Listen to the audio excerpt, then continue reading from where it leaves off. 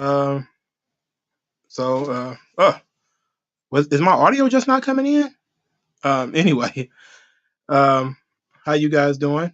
So, time is for our April 2023 Q&A. So, we're gonna get into this thing. You're gonna probably gonna try to not gonna shotgun through everything, but I'm gonna try not to over answer questions. I feel like that's a problem. Like I give answers that are a little too detailed. But I think that's sometimes what people like. I'm gonna let a couple of more people get involved, and then I'm going to begin the live stream. I've been sitting here reading the book on Jay Dilla by Dan Charnas. I haven't finished it yet. Usually I would have finished the book by now, but since I'm reading so many other things, um, it's taken me a while to actually read a traditional book, you know, and I want to enjoy it. I have two Dan Charnas books. The other one is on the business of hip hop. I will get to that one at some point. My desire to read normal books has not diminished. It's just that I spend most of my time reading comics and manga because I enjoy them. I enjoy them a lot more. But I still do read traditional books. I still do have economics books and things like that. I even have a book. It's from the Wayne State University Press. I bought this for myself for Christmas. I was going to give it to a young lady that I know, but I don't think she reads this kind of stuff. It's on the Detroit riots of 1967. I'm going to get around to this book eventually. It's a hardcover. It's in my hand right now. I'm going to get around to reading this book eventually. I'm going to get around to reading everything that I'm supposed to read eventually. But the truth is, eventually. Greetings and salutations to Young Ninja. All right, we're almost 5 minutes in. It's time to start getting into the questions, the question and answer portion of this whole thing. Mr. VXG with the first question. What do you think has harmed the wrestling business more, the death of kayfabe or the toxic wrestling media? Well, that's a good question because part of the reason why there is no kayfabe is because of the toxic wrestling media. I think a simple answer would say the death of kayfabe, but um, to be quite honest, I can say that I'm not like an extensive wrestling historian, but I've seen plenty of, I guess you could say, evidence that people were in on the joke a long time ago, and it doesn't seem to have hurt the business that much. You know, WWE has said that coming out saying it wasn't real actually made their profits increase, so they didn't care. Other people weren't really all that hurt by it either. So, I mean, people enjoy wrestling. I think what the toxic wrestling media can be avoided. Dumb stuff that takes you out of the story, however, most people can't avoid because you're watching the product, you want to enjoy it, and stupid loss of kayfabe can really ruin it. So while you can go your entire wrestling life never knowing who Dave Meltzer or Sean Ross Sapp is, it's very difficult for you to keep up with wrestlers who are doing dumb stuff and destroying kayfabe. Prince Ali has a couple, I guess it's a statement or a question. I don't know what this is. It's just a wall of text. Let's see. What are some gimmicks in films that can work in pro wrestling? I think MJF having an American Psycho gimmick can be pretty fun. I think Alexa Bliss having a Wednesday Addams inspired gimmick would be cool. Judgment Day having a Clockwork Orange inspired gimmick would have established them as light heels. Lastly, I think Seth Rollins should fully commit to being a heel by having a Joker inspired gimmick. I'm against Joker inspired gimmicks. I'm tired of the Joker. All right, I'm done with it. But this is a good question. It's better than I thought. Uh, I when I'm thinking about gimmicks, I go to the more um masculine versions. Like I'm thinking Rocky. I'm thinking Dutch and Predator. I'm thinking Sylvester Stallone and Cobra. You know, I'm thinking you know Joe Pesci in Casino. or even Robert De Niro in Casino. I'm thinking, maybe a tag team. Remember, what if it was a tag team? It was basically Sam Rothstein and I forget the name of Joe Pesci's character in Casino. What if there was a tag team like that? That could be really fun. That could be Tony D'Angelo and Stax. Where Tony D is sort of the extra gangster Joe Pesci, while Stax is more like Sam Rothstein. That could be fun. So there's a lot of really good ideas out there, but I would be looking more towards things that are kind of cool. Razor Ramon was inspired by a movie. So, and movies inspire a lot of gimmicks. Lord Humongous, um, almost anything that involves people wearing hockey masks, Demolition, the Legion of Doom, the Road Warriors. There's tons of movies that end up inspiring pro wrestlers. It's all about your interpretation of it, though. How are you going to interpret that character from that movie? You could do it cool, like Razor Ramon, or it could be generic, like Lord Humongous. What up, Mo the Killer? Mr. VAG had another question. Who do you think had a better peak run in the 90s, early 2000s? Death Row or Bad Boy? All right, now who had a better run? Well, you have to understand this thing is, if you look at them as equals, it tilts one way towards Death Row in the early 90s because you had The Chronic and you had Doggy Style. Like, those two albums was unfuckwittable. You couldn't touch those. Even somebody who was kind of iffy on West Coast hip hop like me, I like those albums. They're basically twin albums. Now, I'm not so big on Dog Pound. I really don't like Dog Pound that much, but other people do. So if you take into Dr. Dre, Snoop Dogg, and Dog Pound, and all of the stuff they were doing together, at least the early albums. Now, Snoop's second album was whack, and I don't like Dog Pound at all. And Dr. Dre did not have another album until like 2001. Then you got Tupac. Tupac comes to Death Row, I think, in 94. He releases his first album on Death Row, I think, in 96.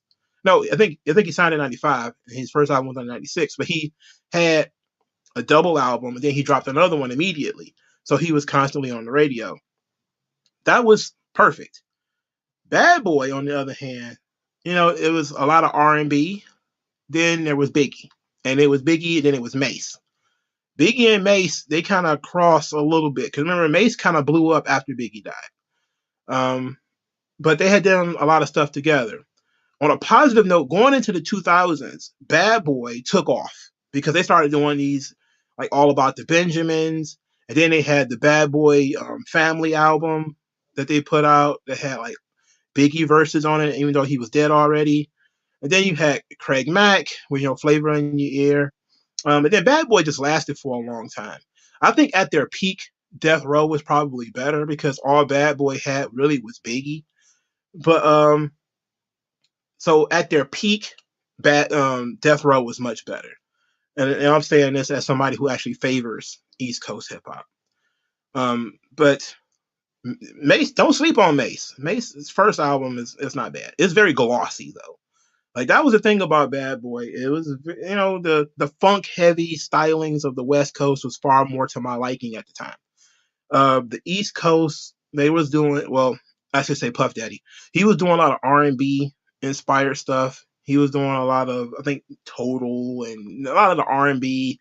It was very glossy with the shiny suits and the crap he did with the locks. Even though Money, Power, Respect was hard, a lot of stuff that he did with the locks was not good, and it could have been.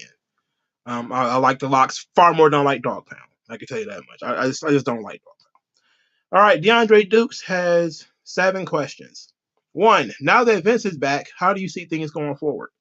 I see Triple H still writing the shows weekly. I think Vince will, probably handle a lot of the marketing and some of the bigger ideas, but I don't think he'll actually get involved with the day-to-day operations of the company at all. The deal, it won't be finalized, I think, for 9 months. So it probably won't be till next year where you actually notice any real changes. But as of right now, they just letting everybody know what's will be going on in 9 months if the FCC or whatever doesn't block this thing.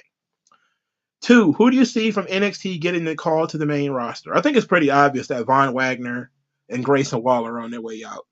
Um, I guess Cameron Grimes is an obvious one. He's been off TV for almost a year, I think. He's been off TV for a long time.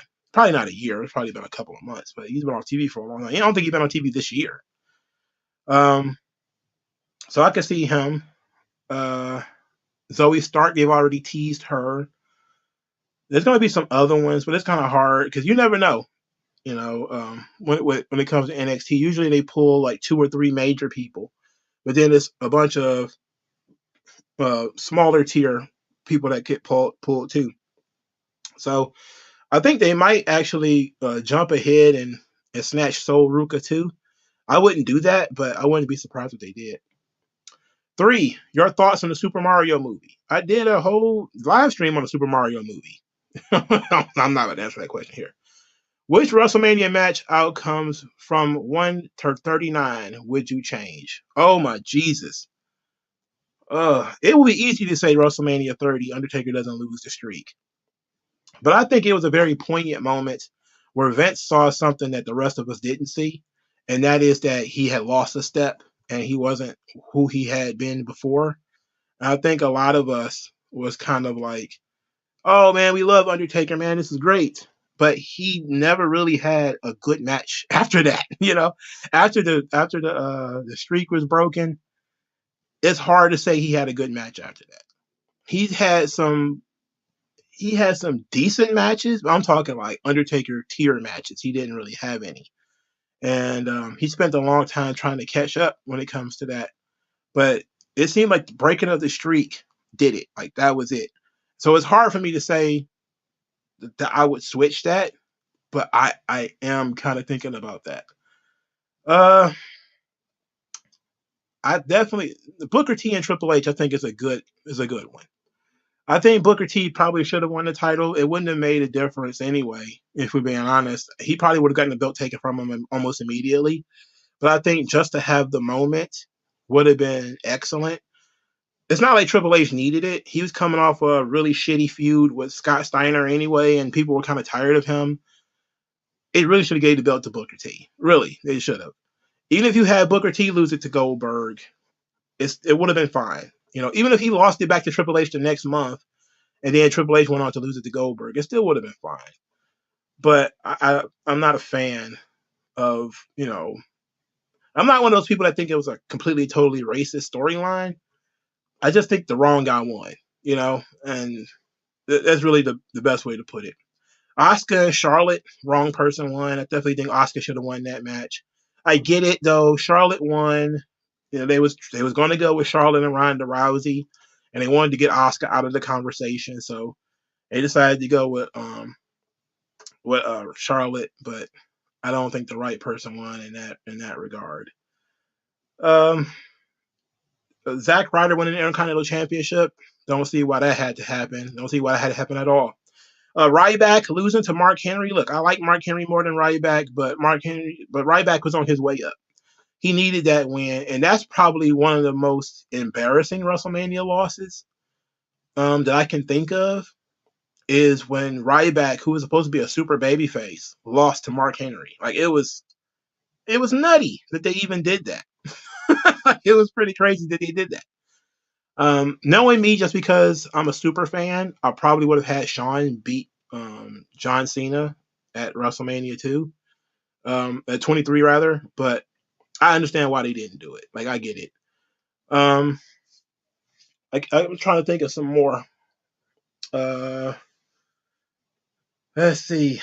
What maybe I would have had Luger beat Yokozuna at WrestleMania 10, and it had Luger and Brett in the final, and had Luger be champion for like an hour. Just to pay off that storyline. Like I definitely think that Luger never winning the title, never actually beating Yokozuna is absolute garbage. It's garbage. Also, Mr. Perfect and Lex Luger ended in like that match ended. It was Tatanka and Shawn Michaels. That match had a disqualification. I would have just had Shawn beat Tatanka. Look, it's not like Tatanka was going anywhere. Okay, he was undefeated for like 2 years. He was super over. They were building him to beat Shawn. It was very similar to Booker T and Triple H, to be quite honest. Shawn had lost to Tatanka like twice. He lost to him in a singles match, and he lost to him in a tag team match, I think. And the idea being that he was going to win the Intercontinental title, and then Shawn politicked him out of it. But I certainly would have just gone with either Tatanka wins the title or Shawn retains the belt. Either way, I wouldn't have gone with the count out or whatever the fuck they did. It was stupid. Fandango beating Jericho. I probably wouldn't have even done the Fandango debut. I'd have did it the night after. Rock versus Cena. Now I don't mind that The Rock won. But you could tell Cena didn't give a fuck about that first one. He didn't care because he was losing, so he didn't give a shit. He had boo boo face. Kurt Angle and Baron Corbin. See, that's a different issue because I wouldn't even have Baron Corbin in that match. So that's a completely different ball game right there. 6. What anime are you currently watching? Well, Trigun just ended. I tried watching the Amazon Lupin the Third versus Cat's Eye. I lost interest at cell shading animation. I don't know why everybody's in love with it. I don't think it fits that franchise. Also, I don't think there was enough Lupin in there. But I'm not currently watching any anime, and I will be taking. Feel free to give me some considerations. Since I think a lot of anime dudes are kind of like, "Hey, you don't talk about anime anymore." It's like, I need to talk about anime more. But I'm still watching Spy Family. I'm still watching My Hero Academia. But I kind of watched them in blocks, and then I walk away from it. I'm going to go back to watching No Guns Life when I get done with the manga. And I'm also going to watch Hell's Paradise when I'm done with the manga. So let's see. His 7th question: anything good, bad, or strange happened to you in the last couple of days? Uh, let's see. Good, bad, or strange? Nothing really. It's just been kind of average days. Nothing out of the ordinary happened, and thankfully nothing terrible has happened. So it's been a decent time, you know.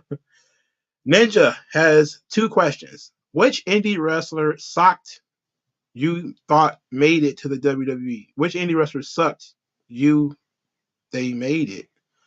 I don't understand this question. Which indie wrestler shocked you they made it to the WWE? Shocked you? Okay, okay, that's the one I'm thinking of. Shocked. Um, which indie wrestler surprised me by making it to WWE? I gotta say Damian Priest. I remember seeing him in Ring of Honor, and I was impressed, but I figured he was too old, and I still kind of figured that's holding him back because that he was too old.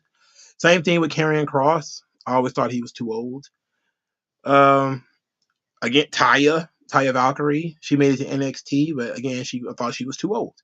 So usually, I'm more surprised when people either have no interest in WWE and then they pop up, or people who I think, okay, Vince wouldn't want them or WWE wouldn't want them for X reason or Y reason, and they pop up. But it's very rarely happens.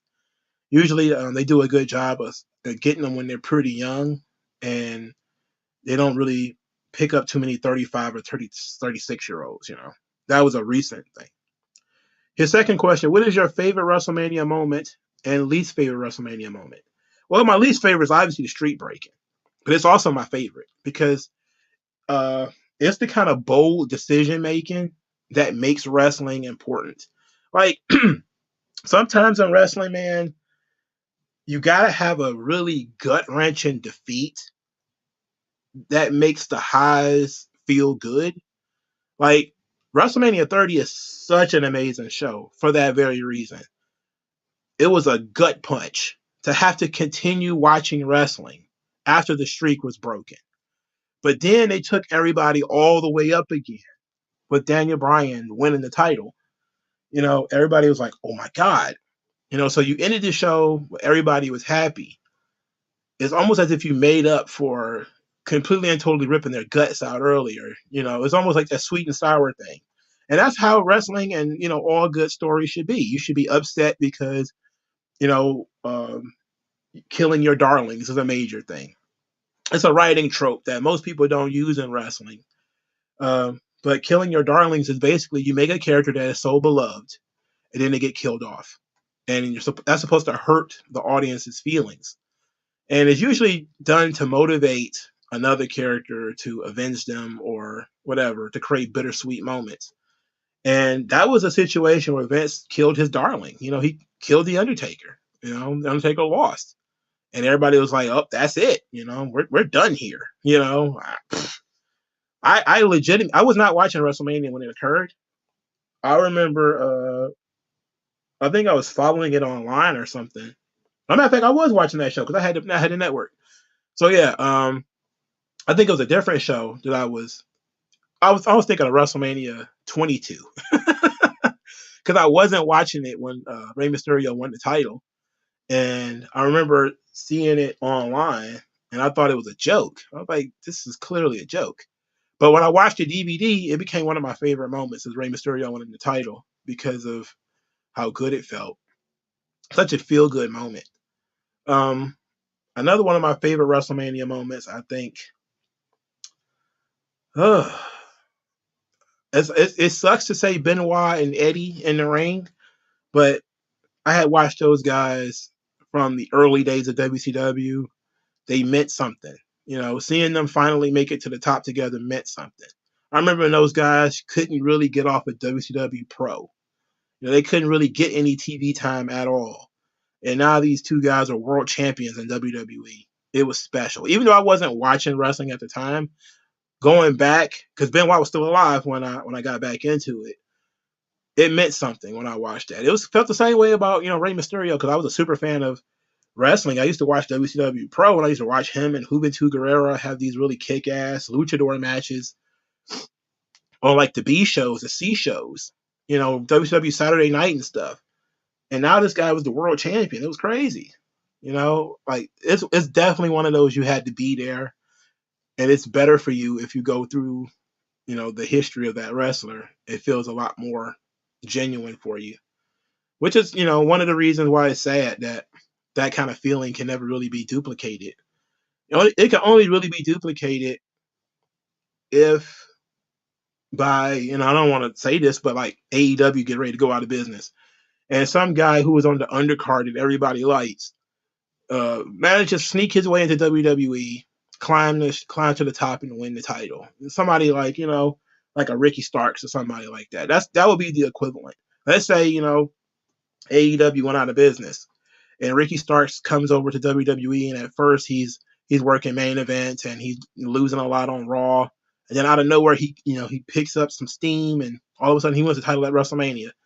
That's how the kind of dream scenario would occur. Like you can't relive that because so many guys go through NXT and all that kind of stuff now. So you can't really relive those moments. AJ3 has 6 questions. One, have you ever seen any nostalgic commercials from the early 90s to the early 2000s? The Jadakiss Reebok commercials. The Styles P had a Reebok commercial too. The Allen Iverson commercials where they're dribbling and rapping and stuff. I love those commercials. I think I will straight up just watch those commercials because I was a big fan of both of those guys, during that time.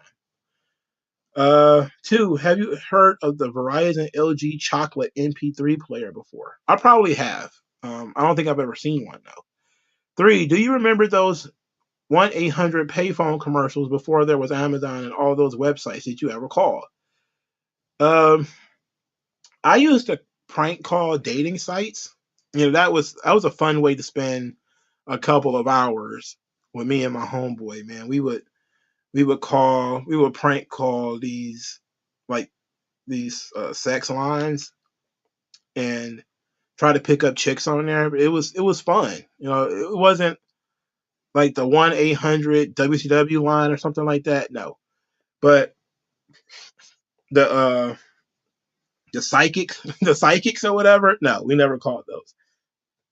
But those lonely chicks, who was on the phone, I'm looking for a man who has a nice car, and we either call them and try to seriously talk to them, or we would just roast them and make fun of them, or lie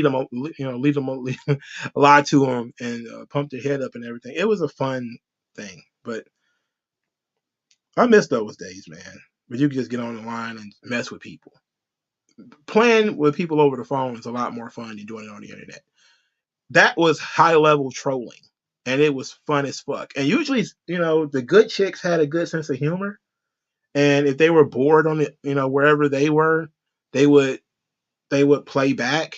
Like sometimes we would fall into a trap, and they'd be like multiple teenage girls, and they would jump on the line and give us fake phone numbers and all kinds of stuff like that. It was a fun time. It was fun. I know it sounds silly, but it was fun. 4. Have you ever read Marvel's Secret Invasion? Yes, that's when the Kree, not the Kree, the Skrulls, um, invade Earth, pretending to be other people. It was a weird scenario with my favorite, the Inhumans. We found out that Black Bolt was really a Skrull, and I think that's when the Incredible Hulk beat his ass during World War Hulk, when Hulk came back from space and he was stomping everybody out, and he punched out, I think, the Super Skrull Black Bolt. Uh, but yeah, I remember Secret Invasion. It wasn't one of my. I know a lot of people liked it. I was never really big on the Skrulls though. So 5. Did you have an AOL account back then? I did not. I did not really get on the internet until I was 20 or something like that. That's when I got my first email address, and I completely did not use it for anything really. I still have it, by the way. It's a Yahoo account. 6. What was your best music video show that you watched? 106 in Park or TRL? Well, the easy answer to this is Rap City. Okay, Rap City, The Basement is the best music TV show. But of these two, I was always partial to 106 in Park. I don't know why.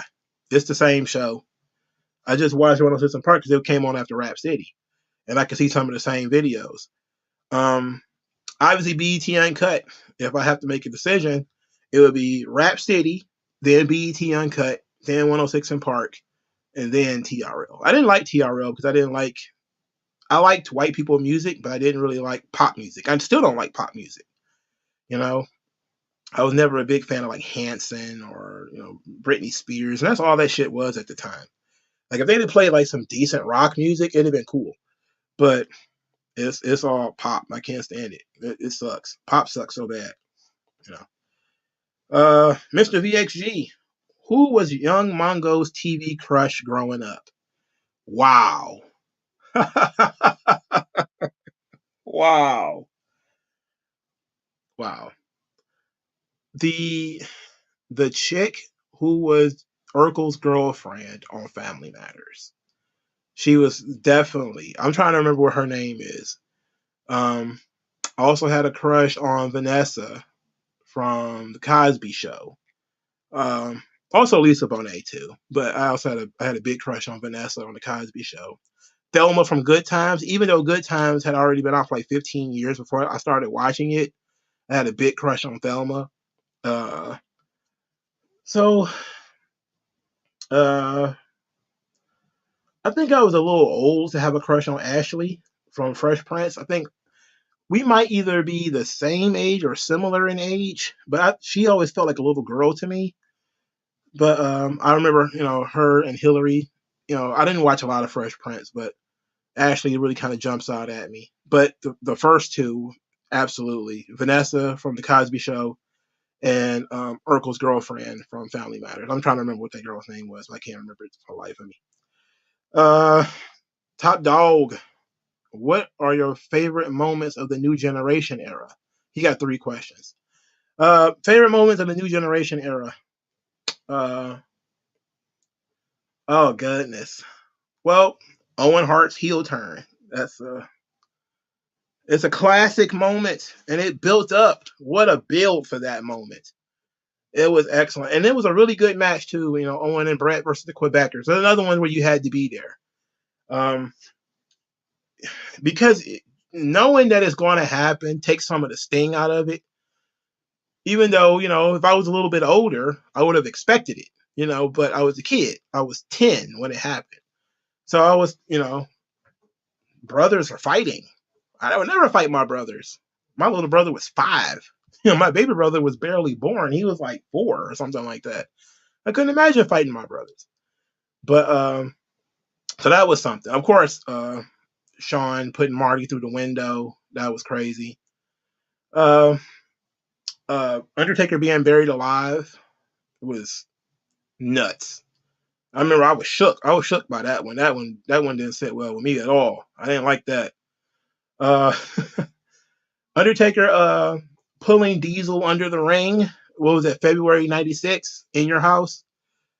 That was man. I was so amped for that match. I didn't know what to do. I wanted that Diesel and Undertaker match so badly. Thank God my friend, his dad was a big wrestling fan, and I was able to watch WrestleMania 12 live. Otherwise, I'd have watched it on tape like 8 months later or something like that. But those are my favorite. My top 5 HBK matches. Oh, we'll be here all day with this. I'm just going to come up with 5 that I know are for show bangers. I'm not even going to say Undertaker matches. I'm not even going to say that. Shawn Michaels, Kurt Angle, WrestleMania 21. Probably one of my favorite Shawn Michaels matches in his post iteration. Shawn Michaels versus Randy Orton. I think it's Survivor Series 2006 where the super kick is banned. Is it Survivor Series 2006 or is it 2007? It's probably 2007 because Randy Orton was the champion. I love that match. Shawn versus, I want to say, Shawn versus Owen Hart, February '96. In your house. That match was phenomenal. I love that match. It's the match I think about most when I think about Owen Hart. I think about the cage match with Bret, WrestleMania 10, and his match with Shawn in February of '96. And my 5th favorite Shawn Michaels match, Good Friends, Better Enemies, Shawn Diesel, because I was a big fan of Diesel at the time. But of course, I could have said Mankind. I could have said any number of matches, because Shawn has so many. I just tried to go off the board a little bit. Favorite version of The Undertaker? Well, easily the Phenom, purple gloves. Gray gloves Undertaker was, a zombie who didn't really wrestle that many. Didn't really wrestle in a way where the matches were, I guess you could say, any good. It was so character. Purple gloves, they loosened up the character a little bit, and he was able to actually go in there and work and do a little bit more. He still had, the gimmick and everything, but he was able to do a little bit more. The Don Lu. If you were starting a wrestling promotion today, who's your first pick out of these guys? MJF, Theory, or Brian Breaker? Ooh, this is a good one. Ooh, this is good. If I know all about all 3 of them, who will be my first pick? My first pick will be MJF. Because Brian Breaker is still, he has, I think, the most physical upside. But we're not sure how he is verbally yet. Theory is a guy where I'm on the fence. Like, I could easily pick Theory, but I think MJF is far more of a proven commodity. He probably has a little bit more experience than all 3 than the other 2 guys, too. He's a little bit older. He has more experience. And plus, if I'm familiar with all 3 of them and I'm starting a company right now, I don't have time to groom talent. I need somebody who's hot right now. And MJF got the goods right now. Even though I think Brian Breaker will become the guy one day, and even Theory might become the guy one day, I think if I had to pick somebody right now, I would go with MJF. All right, let's go to the comment section of the video. Let's see. Ashley is 5 years older than me. She's in her 40s. So she must be like 44. I'm 39. So she must be like 44 right now. That makes sense. Okay, that makes sense. Myra, that was her name. Ant-Man's loyal servant has WCW Pro on right now. I'm telling you, man. I used to watch WCW Pro. Like, they used to have hella cruiserweight matches back when I used to like that kind of stuff. I still do. It's just it became a recap show. Like a lot of those C shows and B shows, that was the problem. They became they became recap shows. And it's like if I watch the regular show, I don't need to watch the recap show too. Wasn't John Cena on 106 in Park? I'm not sure. Something tells me he was, or he was on TRL or something like that. But I can't be sure. T Empire wishes he was a 90s baby. No, you don't, because you'll be like almost 40. You either be 40 now or almost 40 now.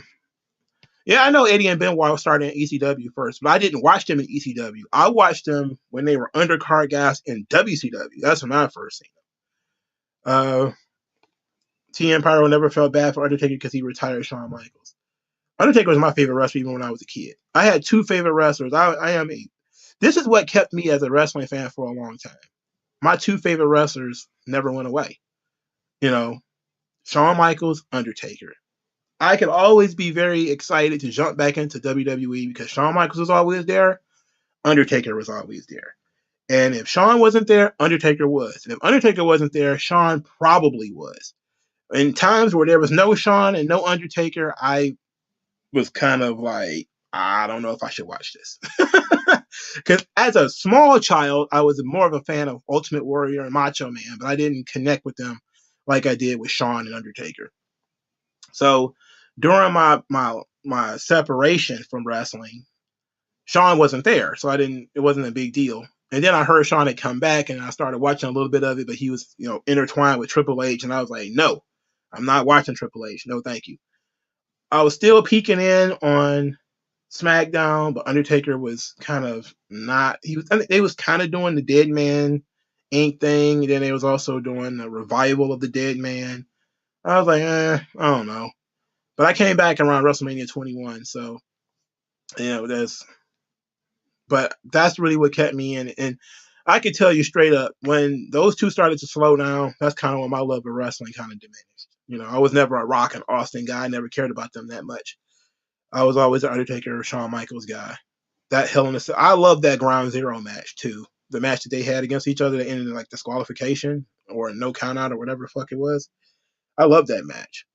It was my favorite match that year until they had Hell in a Cell. That was crazy.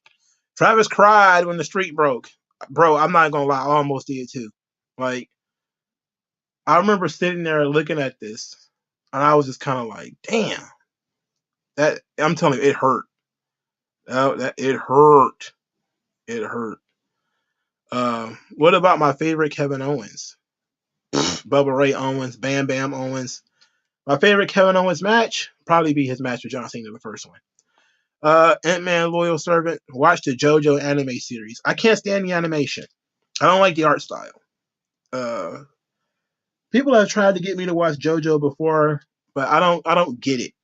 Like when you pitch it to me, it has to make sense to me. Like usually I will go into something very negative if the person who suggested it did not fully explain the premise of it. Like when somebody asked me to watch Evangelion, I had heard it from so many people that it was a classic. And then I got like halfway through and it was like, this show fucking sucks. I fucking hate Evangelion. Kill la Kill, same thing. I'm like, this show fucking sucks. Hunter x Hunter, same thing. This show fucking sucks. I pushed through them because I feel like, to be a proper anime head, you have to watch certain things. Evangelion is one of them. But I was like, I think Gantz broke me. I quit Gantz literally 2 episodes before it ended. And I'm like, I'm never gonna just push through something else ever again. I did it with Bleach too. I pushed through Bleach. Because I didn't really like Bleach at first either, but all of you peer pressured me into watching Bleach. And I figured I might as well watch it. But I don't like Bleach. so all the stuff that's going on now, I have paying no attention. Top Dog, how long has the bipolarness in wrestling been a thing with wrestling fans? Well, it's been at least since, the mid 2000s. I think John Cena's kind of started it. That schizophrenia of, boo, yay, booing the heels, booing the baby faces, cheering the heels. They was doing that kind of stuff in the 90s, but it wasn't a lot. It wasn't a lot of it. You had to be especially bad. Like, you had to be like Rocky Maivia to get really booed out of the building.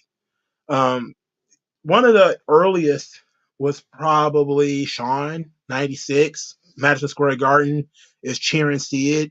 They actually cheered when Sid hit Jose Lothario with a camera.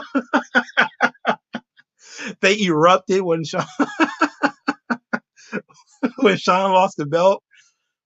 That was one of the earliest you know schizophrenic fans because they loved Sean not too long before that, and then they turned on him. Hunter Iggy, what is your thoughts on Hannah and Haley, the twin sisters, the Cavender twins? I don't know anything about them. I mean, to be quite honest, they're just NIL talents until they actually do something. They seem to be excited about coming to wrestling, which is great, I guess, but do something, please. They're very young. I think they are done with whatever sport they play, and now they're going to start training for wrestling, which ought to be nice, I guess. DMAC, what are your biggest gripes about the wrestling media and about internet wrestling discourse? Why do you think many fans online are so hyper biased towards WWE or AEW? I think the bias towards WWE comes from it just being sort of the default position. So many people who are wrestling fans grow up watching WWE. And no matter where you are in your fandom, everybody keeps track of it every once in a while. Like, you'll never be surprised how many people claim they don't watch WWE, but they watched WrestleMania because they wanted to see Cody win the title. And then they were heartbroken when he didn't. I know there are wrestling fans who have written books. Brian Solomon is one of them. I think Jonathan Snowden is another one that pitched a bitch that Cody lost because it's almost like they got tricked into watching WWE and they don't really watch it. So it was kind of like, ooh, this thing was interesting. So they watched it and it didn't go the way that they wanted. Then they're like, fuck this. It sucks. And they're going to kill the business and all this kind of stuff. You're like, come on, relax. Relax. But I think WWE is just the default position. People just default to WWE. It's the Band-Aid. It's Coca-Cola. It's everywhere around you. So people default to that. I think the AEW stuff, again, it's the zeitgeist. It's the spirit of Ring of Honor and ECW and TNA, and the same people who want to watch something different, and they've grown to either hate Vince or hate Triple H or hate John Cena or hate Roman Reigns or hate Undertaker. Now on Twitter, I see everybody hates Undertaker. They hate somebody that's involved deeply with WWE, and they want to hype up something else. And that's where I think the bias comes from. The internet absolutely helps because you get incentivized to go further and further. So now and plus you got a lot of these kids online now where so many of them, they've seen so little, they know so little, but they're so confident in their opinions. So I think that's part of where it comes from is a lot of young fans are started really getting into the business, for the first time. And a lot of their opinions are being picked apart with incentives. They're incentivized through likes to like a certain thing. I saw somebody say some ridiculous shit about Undertaker not having any good matches, get 800 likes. It's like if you were like 16 or something like that, that's going to influence you. You're going to be like, wow, if I can say something retarded, then I can get 800 likes. It's like, I don't even want to engage in that shit, but it's what happens. It's what happens. But I think social media just makes it too easy. And I think it was a great quote that TK Kirkland, I think DMAC will appreciate this. He was on Drink Champs, and I don't watch Drink Champs because, I like Nori as a rapper. I don't know about him as an interviewer. But they posted a clip on Twitter of TK Kirkland talking about the grown folks table and the kids table and how social media has mixed those two things. Now you've got kids and grown folks business. And I think that there was a certain level of discourse that should be had when you're talking about best wrestlers and all this kind of stuff. You should have at least seen most of their career. I'm talking about and lived through it in order to really understand it. Because music, wrestling, stuff like that, movies, you can go back and watch those things, but they're better understood in context. Now social media puts kids at the adult table where they're talking out of school about things they don't have no fucking earthly idea what they're talking about. And quite often these kids are incentivized in some way, usually by the wrestling media, to say ridiculous things. And it would be easy to ignore the opinions of stupid children if they didn't get 800 likes and end up on your For You tab on Twitter. It would be so much easier to just be to just be able to ignore these morons, you know. But it's hard. AJ3 has 5 questions. One, what is your favorite beer and why are you straight edge? Or why are you straight edge? I don't drink beer. I don't really drink. I drink socially. I probably drank one time this year, which was probably only 2 times in the last 2 years that I've drank. Um, so I don't drink because my dad had problems with alcohol. So I don't drink. It's a very CM Punk reason. You know, my dad has a problem with alcohol. My brother has a problem with alcohol, so I don't drink. Um, I didn't really like drinking when I was younger. Plus, drinking was one of those things that was fun when I was underage. You know, when I became old enough to drink, I was not interested in drinking. You know, so which is very weird. But it was like when I was old enough to get into clubs, I didn't really want to go into the club anymore. I wanted to go to the club before I was old enough because it always seemed very cool. And then when you get old enough to go to the club, you're like, nah. You go once or twice just to see how it is, but then you're kind of like, nah, I'm good. Two, do you collect magazines about cars? What are my favorites? I guess you would say, what are your favorites? But I don't have any favorites because I don't really know anything about cars, honestly. Three, what are your thoughts on Hollywood writers and production crews' involvement with wrestling? The Max Landis effect. But look, we got to be honest here. Wrestling wouldn't be what it is without Hollywood. NBC and their influence on WWE way back in the 80s was crucial to the success of Saturday Night's Main Event and WrestleMania and all that kind of stuff. We cannot take that away. The new generation of Hollywood writers, though, the people who know fuck all about wrestling and it's just a job, they suck. All right. And that's the kind of stuff. I think we did a video a couple years back. Uh, Fucking kid didn't even know who Bobby Lashley was, and she was writing the show with him on it. That's the kind of stuff that embarrasses the business, and it's the kind of stuff that is best left on the cutting room floor. Like, why do we even have those people?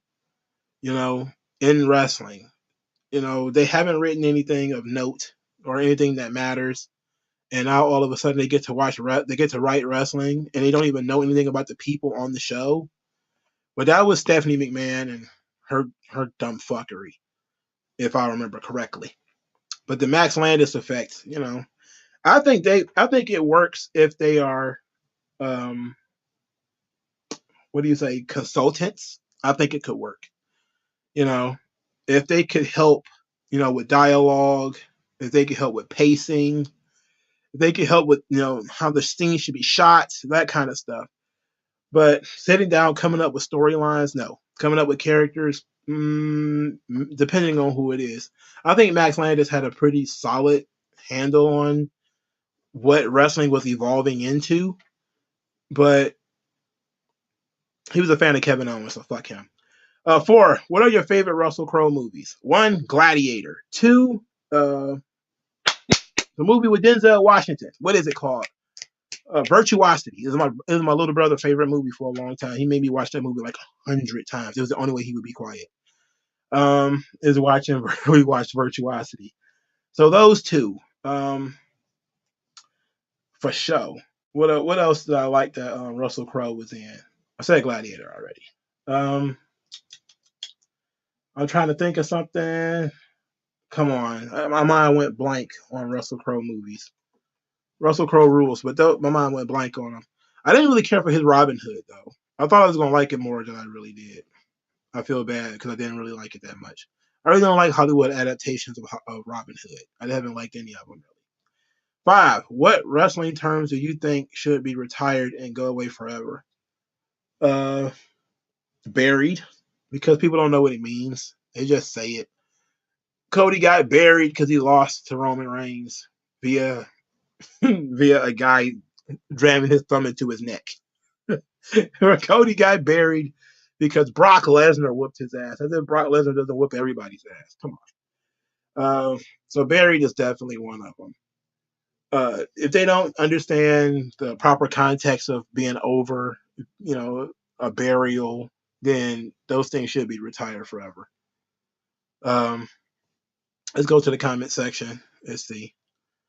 Breaking news: the next Saudi show is going to be a Night of Champions event, except Sami and KO won't go, so all the titles won't be defended. Uh, that's it.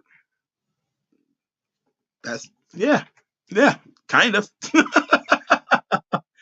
I saw. So it's not King of the Ring anymore. Is it not King of the Ring, or is it going to be the King of the Ring will be crowned at Night of Champions? Because that would be a way of getting around the tag team titles not being there. Is if you have a King of the Ring tournament. I hope they still have the King of the Ring tournament.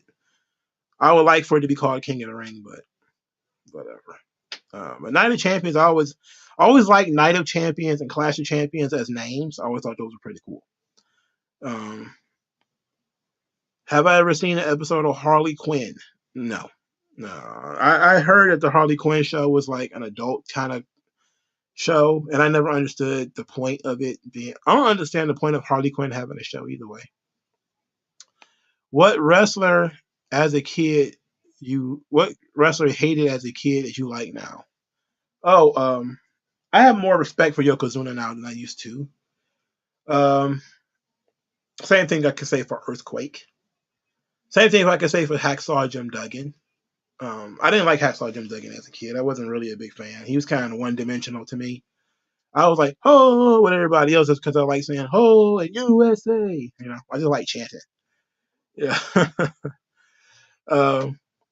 Did you hear that Bandito wants to come to WWE? Yeah, I saw the headline. Most people do. Like, it's crazy that the dirt sheets are very surprised by this, but it's like most people do.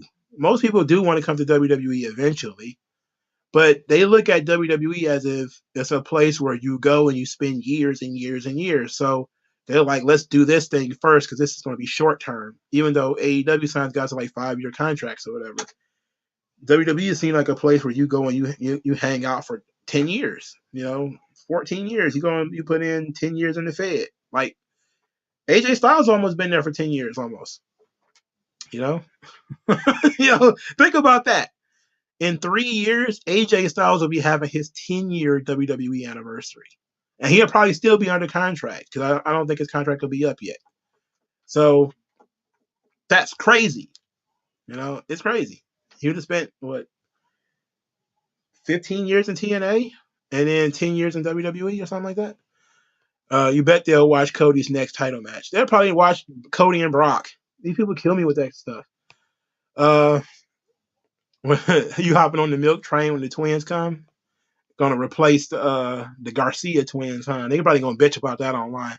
They replaced us with 2 white girls. They're like, yeah, well, who cares? What is my opinion on East Coast versus West Coast rap beef? I don't even see it that way because even though everybody thinks it was an East Coast West Coast rap beef, it was really limited to a handful of people, which was kind of Death Row Records and certain people on the East Coast. Method Man was on Tupac's album. Okay. Ice Cube was on a Public Enemy album around this same time. Ice Cube and the West Side Connection, they had a big problem with like the magazines, like the Source and stuff like that, because they felt like they were biased towards the East Coast, which is something that people don't talk a lot about. Is Tupac and Ice Cube having a tiff because Tupac thinks that he created the East Coast West Coast beef, when in reality Ice Cube had been talking about it for a long time, how he didn't feel like he got the credit he deserved because he lived out west. This is a thing that's been going on for a while. So, but it was always certain people can go back and forth, but it was just kind of like a major scuffle at the top. And then there was some small battles like the Biggie E40 thing where they had a little tiff over in California before, where Biggie called E40 garbage or something like that. And E40 was garbage. Let's just be honest. Um, Dude was making up his own language on these records half the time. He just had like a swag factor to him. That's not, again, that's just me not liking the West Coast. I like DJ Quick though. I really like DJ Quick. Um, but a lot of guys were going back and forth. So it was. I don't think it was like a super beef, but to me, it came across like a lot of West Coast rappers felt like they wasn't getting the respect that they deserve, which they probably weren't, and they had an attitude about it, which they probably had a right to. Same thing when Outkast said the South got something to say. They was right. The New York hip hop was incredibly inclusive and biased. I mean, it was. They was giving the most boring motherfuckers on planet Earth just because they was from New York, giving them good good ratings on albums. It was awful. It was the shits. Especially when I started listening to like hip hop from other places, and I'll be like, oh, this is the DOC. No one could do it better. That album is tremendous. It's one of the greatest rap albums ever created. You almost never hear East Coast rap fans mention it at all. It's legit produced by Dr. Dre, one of the greatest rap albums ever produced, and almost nobody talks about it because nobody gives a fuck about the DOC. And it's a shame, So it's sad. AJ3, Digimon or Pokemon? Pokemon. I watched Pokemon on TV. I never really got into Digimon. Upon playing the games, I probably played Digimon more. I think it was on. Was it PlayStation, the Digimon game, and you had to go through these dungeons and collect the Digimon and all that kind of stuff. But Pokemon was my deal. I had cards. I had the expanded pack to the game where you could put the Game Boy into the Nintendo 64 game. Man, we was banging on some Pokemon. Boy, that shit was dope. And it was an anime, so we was all in. We was all in. I was like an early teen too. I was all in. Um, which streak was better, Goldberg or Undertaker? Well, the Undertaker streak was accidental, and they really didn't notice it until it was 10 years in or something like that. Goldberg's streak was all about momentum. It was every week they were beating over your head that he was undefeated and who could beat him and he was the man and yada yada yada. So I got to go with Goldberg. Top Dog, how do you react to Owen Hart's passing? Did it affect you like in wrestling? No, it didn't.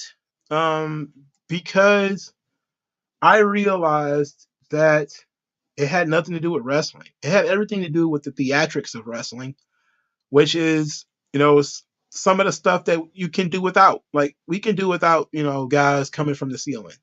The show doesn't change that much if you never drop a guy from the ceiling ever again. That doesn't change anything, Wrestling is still wrestling. It's still fun, you know. I think it sucked because I remember I was watching ESPN when it happened, and it was on ESPN.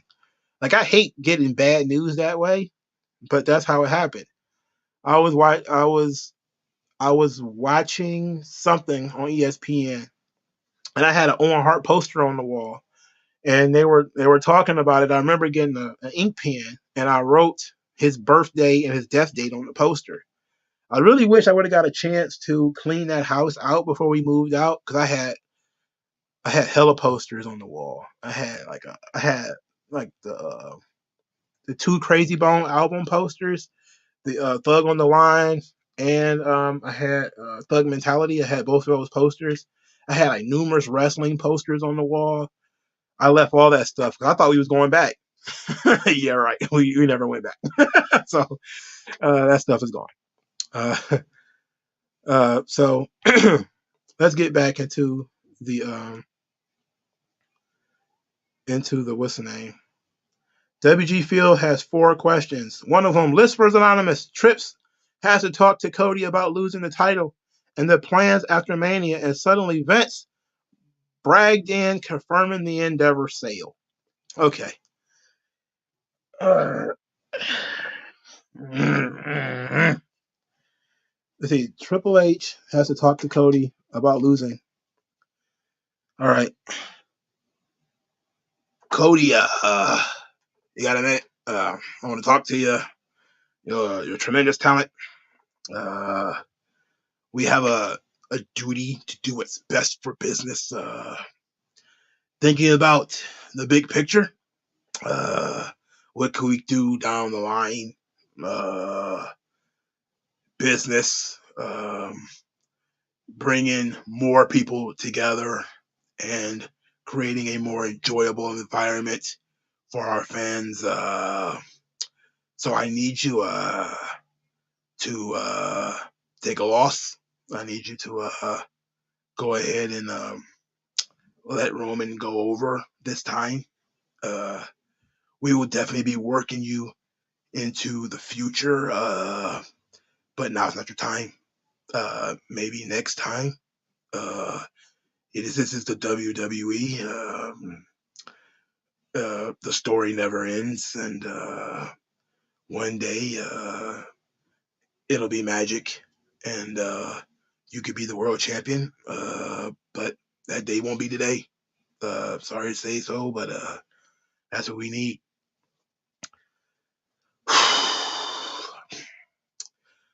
my my father, he would.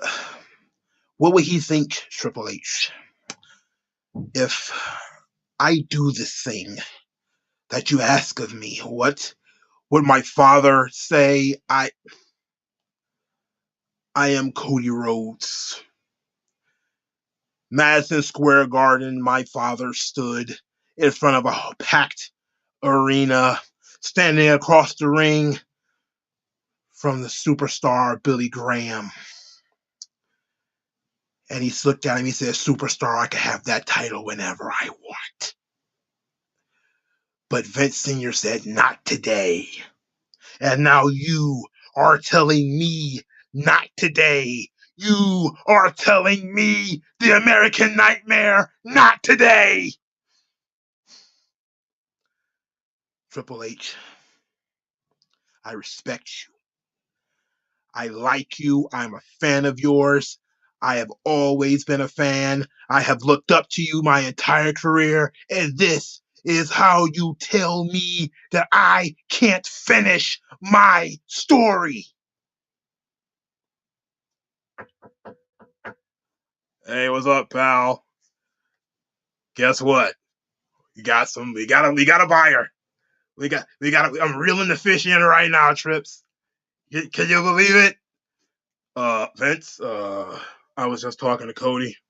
We were discussing the WrestleMania. It'll be more WrestleManias. Cody, you'll get it some other time. Triple H, $9.3 billion. That's a lot of money, pal. And your cut of that thing will be uh $5 million. $5 million. $5 million. That's what he made on the deal. At least I think that's kind of a random thing, you know. $5 million. Uh, two. His second question: what is the best WrestleMania trilogy? There's a 3-year streak of great manias for me: 21, 22, 23, with 37, 38, 39 being close second. I think you nailed it. 21, 22, 23 are bangers. Each one of them is a banger. They were in their bag for 21, 22, and 23. They tried to link these shows together, and that was the goal, I believe. Because John won the title at 21. He was supposed to lose it to Triple H, I think, at 23. But Triple H went down. Shawn subbed. Shawn put him over. So, but I think that's why, those shows had some synergy to them. The Batista, what did Batista do at WrestleMania 22? Oh, he wasn't there. He was hurt. Undertaker wrestled Mark Henry? Oh, no. But yeah, 21, 22, 23 were pretty good. You can even throw 24 in there to a degree. 24 was okay. 25, was no good. 25 was no good. 26 was okay. Let's see, 27, 28, 29. The two Cena and Rock matches. You had Undertaker and Bray Wyatt at 29. Or was it 28? He wrestled CM Punk at one of them. No, he wrestled. Oh, he wrestled Bray Wyatt at 31. Who did he wrestle at 29 then? 27 was CM Punk, right? No, 27 was Triple H. Okay, so 28 was also Triple H. And 29, which was New York, New Jersey, that was CM Punk. So I don't know, but I think 21 to 23 was pretty good. I think it was pretty good. 3, do you think there will be a pop culture pendulum swing with the success of Mario and other properties? No, because Mario still didn't break the wokeness of Mario is very little. It's very little, but Peach being this invincible, unbeatable, know it all, do it all, but I don't think it'll change anything. That's like Sonic didn't change anything. It's gonna be used to attack people later on though. 29 was Punk. Okay, cool. Number 4, who do you think will be the surprising underdog who will main event WrestleMania, similar to Chris Benoit at 20 and Bryan at 30? I think we already got our answer, and I think it's Sami Zayn and at 40. I think that, and I've said it before, and I'm gonna say it again, and I'm gonna say it this time very clearly. I truly believe that one of the WrestleMania main events for WrestleMania 40 will be Sami Zayn versus Kevin Owens for the WWE Championship, and Sami Zayn will win the title. And I think that's how it's going to be. How are we going to get there?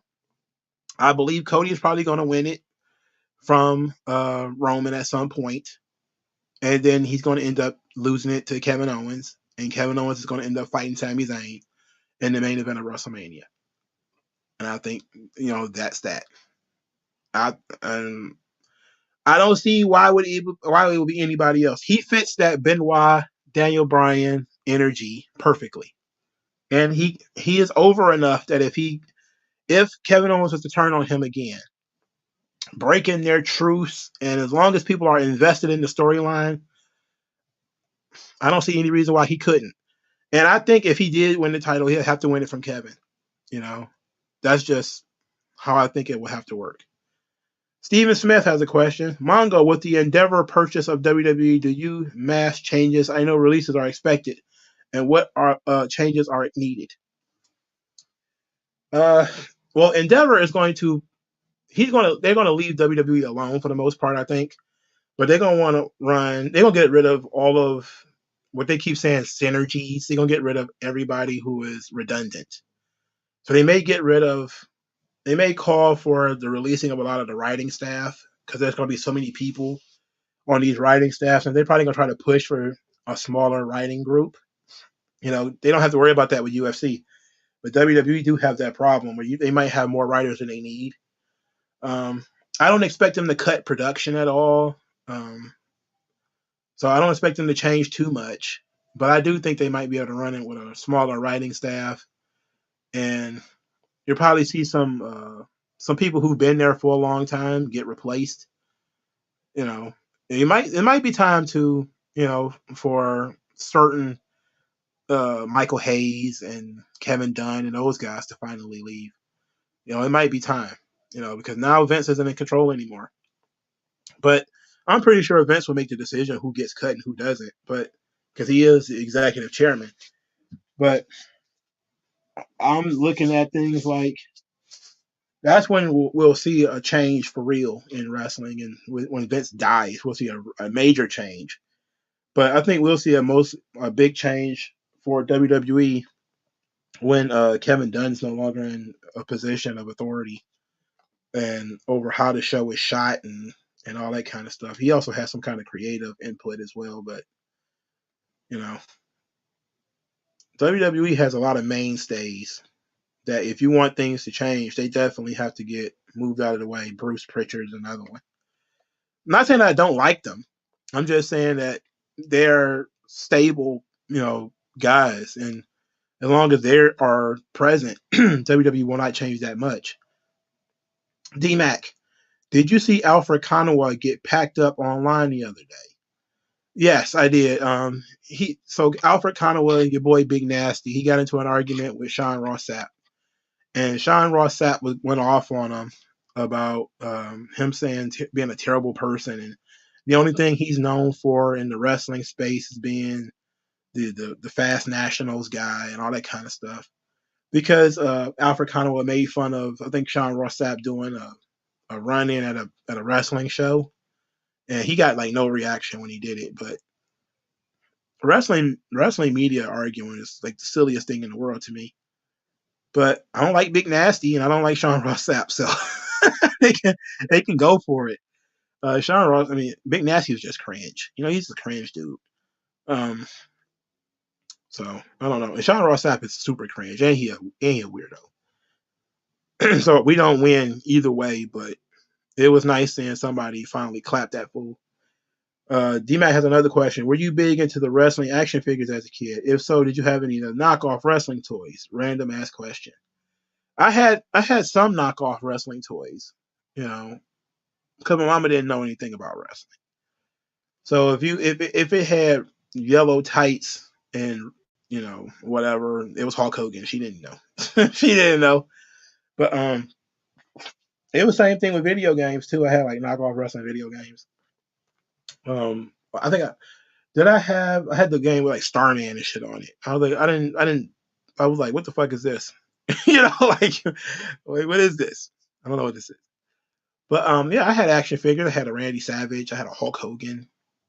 Uh, I grew out of action figures pretty quickly though, because I was on action figures right around the time when I first got into it. So it was like about 1991. I really got into action figures. But by 93, I was about 9. I didn't have action figures anymore. Not really. So it was like a short amount of time there from like 90 to 92 where I would have been 6 or 8 where I had action figures. But after that, I think 93, 94, it was video games. We had a video game. So like I still played like some of the wrestling games on arcade, but I also had action figures. But once I started getting the games, like my friend got WWF Raw for I want to say the Genesis, I think it was. We never bought action figures again, bro. We playing video games from that point forward. Apostle of JBL, what is your opinion on pit bulls? Do you think they are dangerous? Well, I live by one very important rule when it comes to animals. If it has teeth, it bites.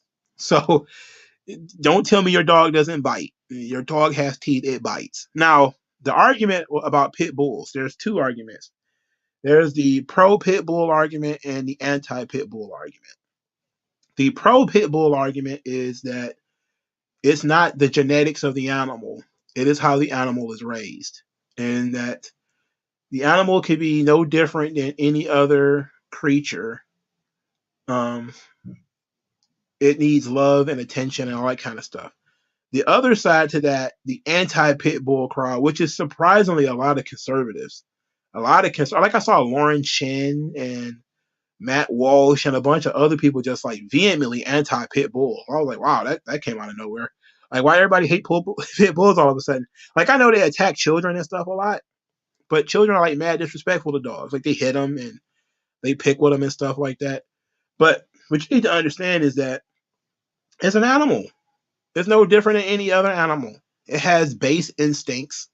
It has genetics. It's going to behave a certain way. And I think genetically speaking, pit bulls are more aggressive than other breeds of dogs. It's just a fact. You know, do I think they should ban pit bulls, in residential settings or something like that? Like, you can't control the animal completely. So it has a base nature. I'm not for banning it though. I just think that they're genetically predisposed to violence because it's an animal. you know, it's like you don't domesticate tigers. You don't domesticate a lion. It might not be possible for you to domesticate a pit bull too much. Um, wolves can be domesticated a little bit, but then when they get big as hell and they get hungry enough, they'll take anybody's arm off. So I think a pit bull is the exact same way. It's it's got a genetic predisposition to do what it does. So I wouldn't have one in the house, you know, but to say what somebody else should be able to have in their house, I'm not going that far. I wouldn't have a pit bull because I know pit bulls are very dangerous. Um, all dogs are dangerous, but pit bulls especially are very, very dangerous animals. They're not docile at all. They can be trained to be somewhat docile, but their base genetics will kick in eventually. So I do think pit bulls are dangerous. I do. You know, I'm just not for banning them. I just think some people, because maybe you want to keep your pit bull outside, maybe you feed them properly, maybe you do care for your pit bull and they're not violent, or maybe you just don't have children for the pit bull to bite. You know, so but yeah, there is like a rash of pit bulls being attacking children. But children have a knack of being very rough with animals. I mean, they are. They don't know any better. You know, they hit them, they throw things at them, they taunt them sometimes, and it's never really good. Uh, Personally, if I had a child, I probably would reconsider having a dog in the house in the first place. You know, just saying. The TOD. Have you ever watched Asavane YouTube channel? It's hilarious. Superhero cartoons with hood voiceovers. I'll promise you'll have a laugh. Well, I'll look into it because I've never heard of it before. Darren Miles, he has several questions. I know the answers, but how come you think the WNBA doesn't make enough money when women's basketball college games seem to be more popular?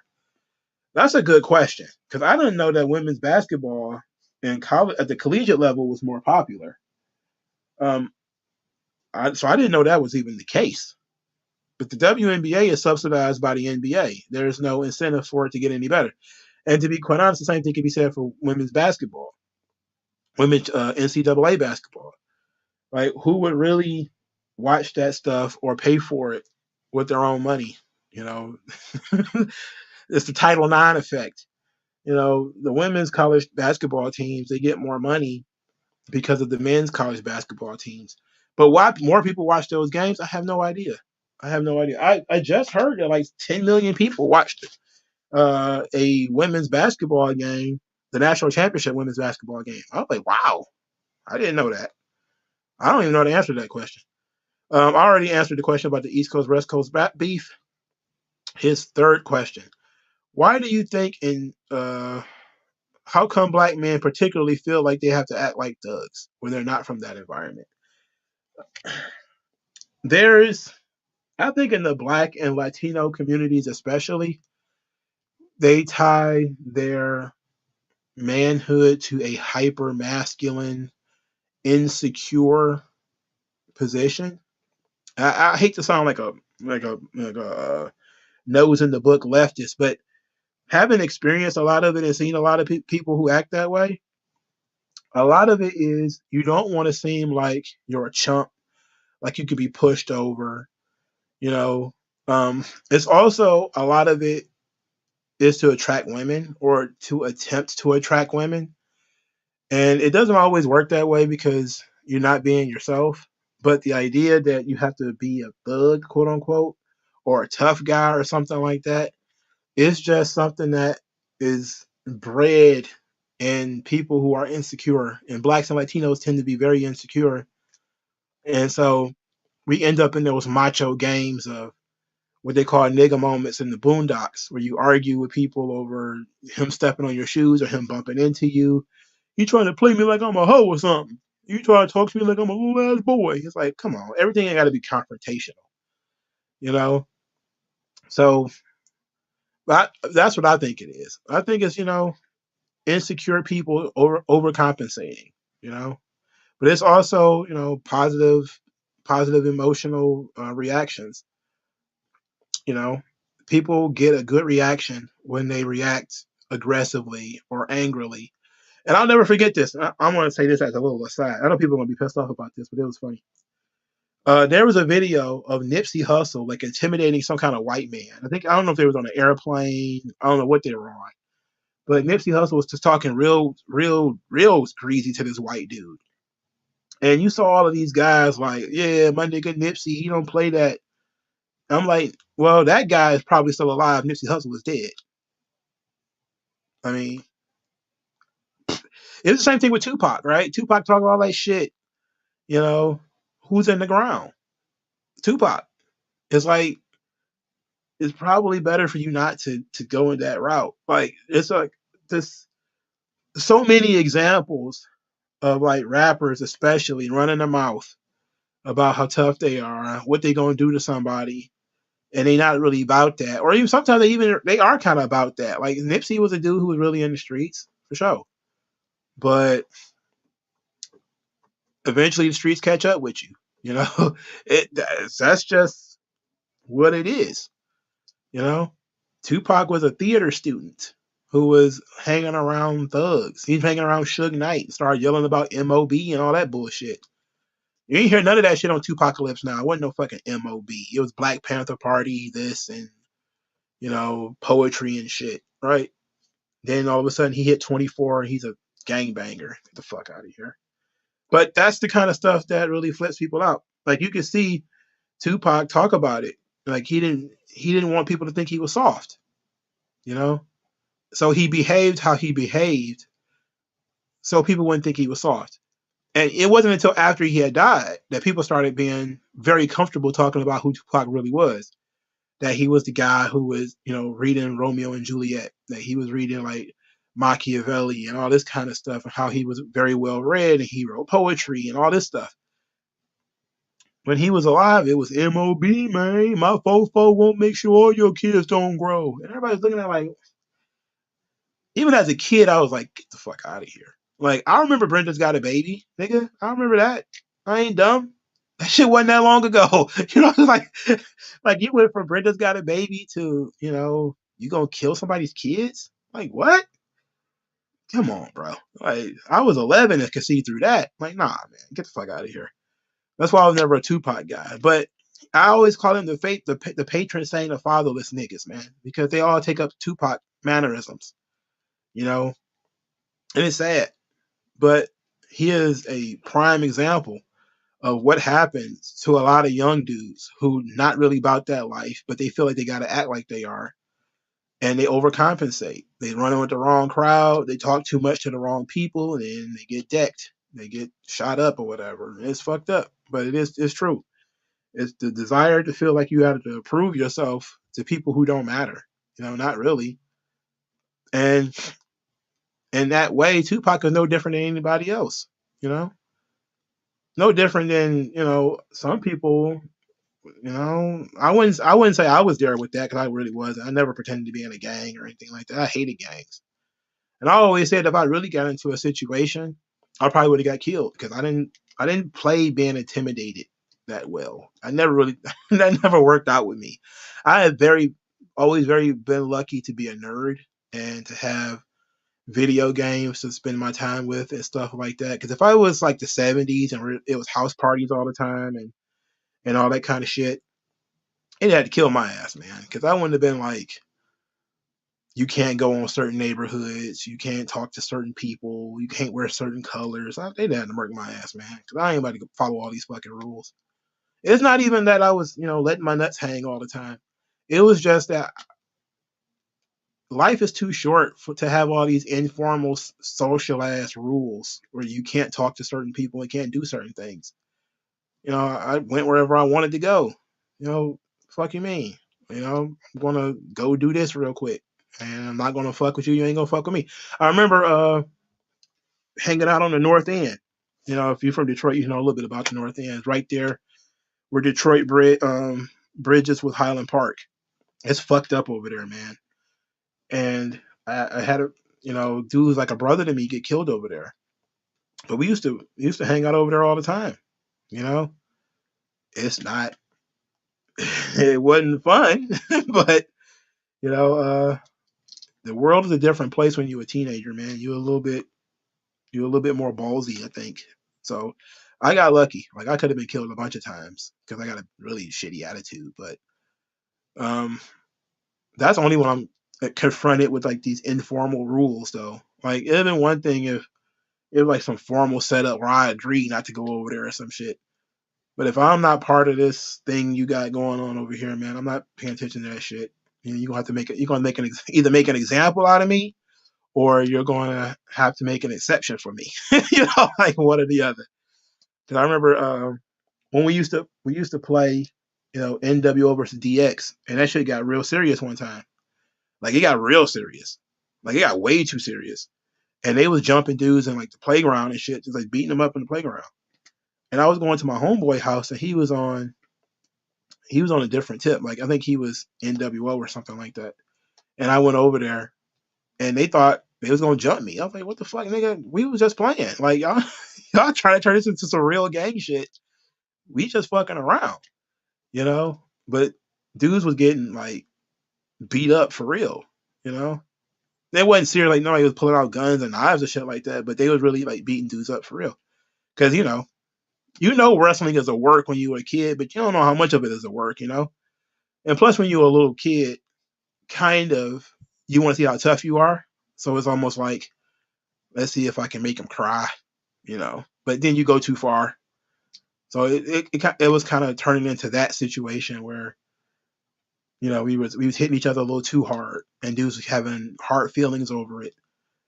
So it was basically like we was jumping out of the bushes on each other all the time, and dudes were starting to take it personally. So when I went over there, they thought they was gonna pull that shit with me. I was like, I came to play Mario RPG. What the fuck are y'all talking about over here? Like I come to play video games. Like this is my homeboy. I've known him for years already. This beyond all this shit. I don't know what y'all doing.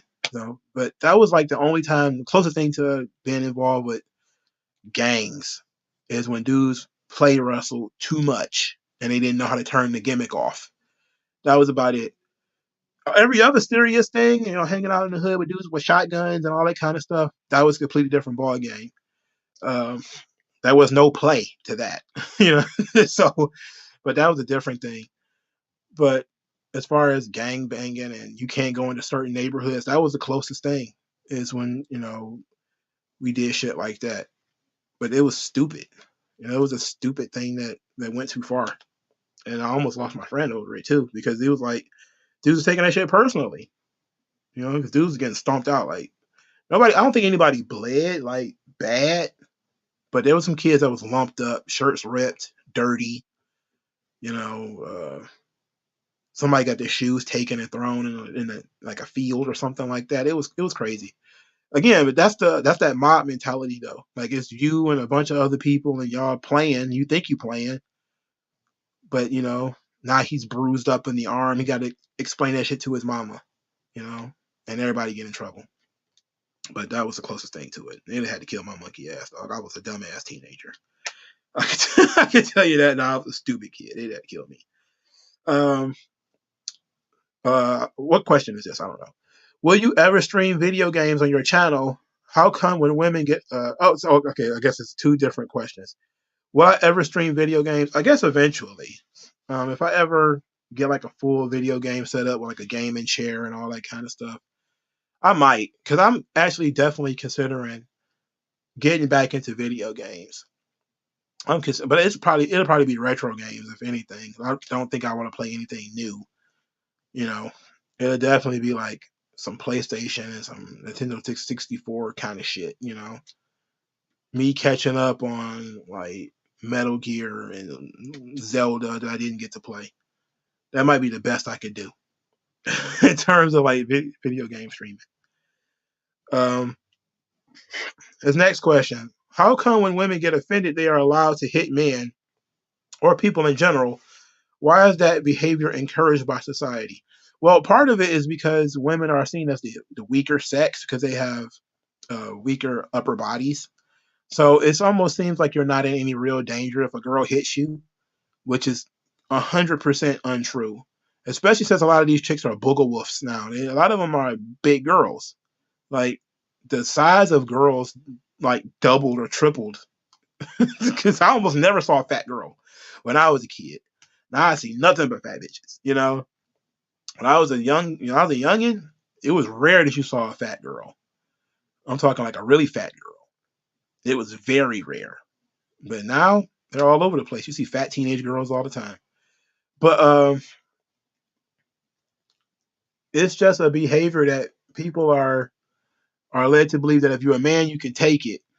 And she's a girl, so she's not that strong. And it's not always true. Like I said, man, I knew my homeboy. His wife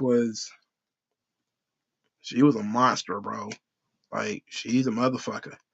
She made me not ever want to get married. She was nuts. I mean, he be going out of the house for 10 minutes. She be calling, where the fuck you at? Who you fucking? Yada, yada, yada. You be like, what? Dude went to the store. Right? He went to the store. He in the car talking to his brother. All right. And she's like, what bitch you with? Throwing his PlayStation out the window. She attacked him with a screwdriver. I was like, bro, what the fuck?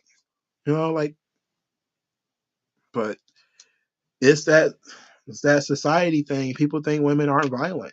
It's dumb. Men are more violent than women, but women get violent. You know. Uh, I guess his final question is: I recently been trying to catch up on AEW wrestling. How come it feels repetitive? Well, I think almost all wrestling feels repetitive when you watch enough of it because there's a certain number of tropes and things like that come into it. But AEW has its own little tropes too. You know, they haven't changed any characters in a major way since it started.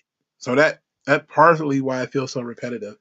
Jericho was always trying to recruit somebody who then turned him down, and he ends up fighting them. The Elite always have some kind of internal drama with each other. Um, it's just there's always some Bullet Club stuff going on for no apparent reason.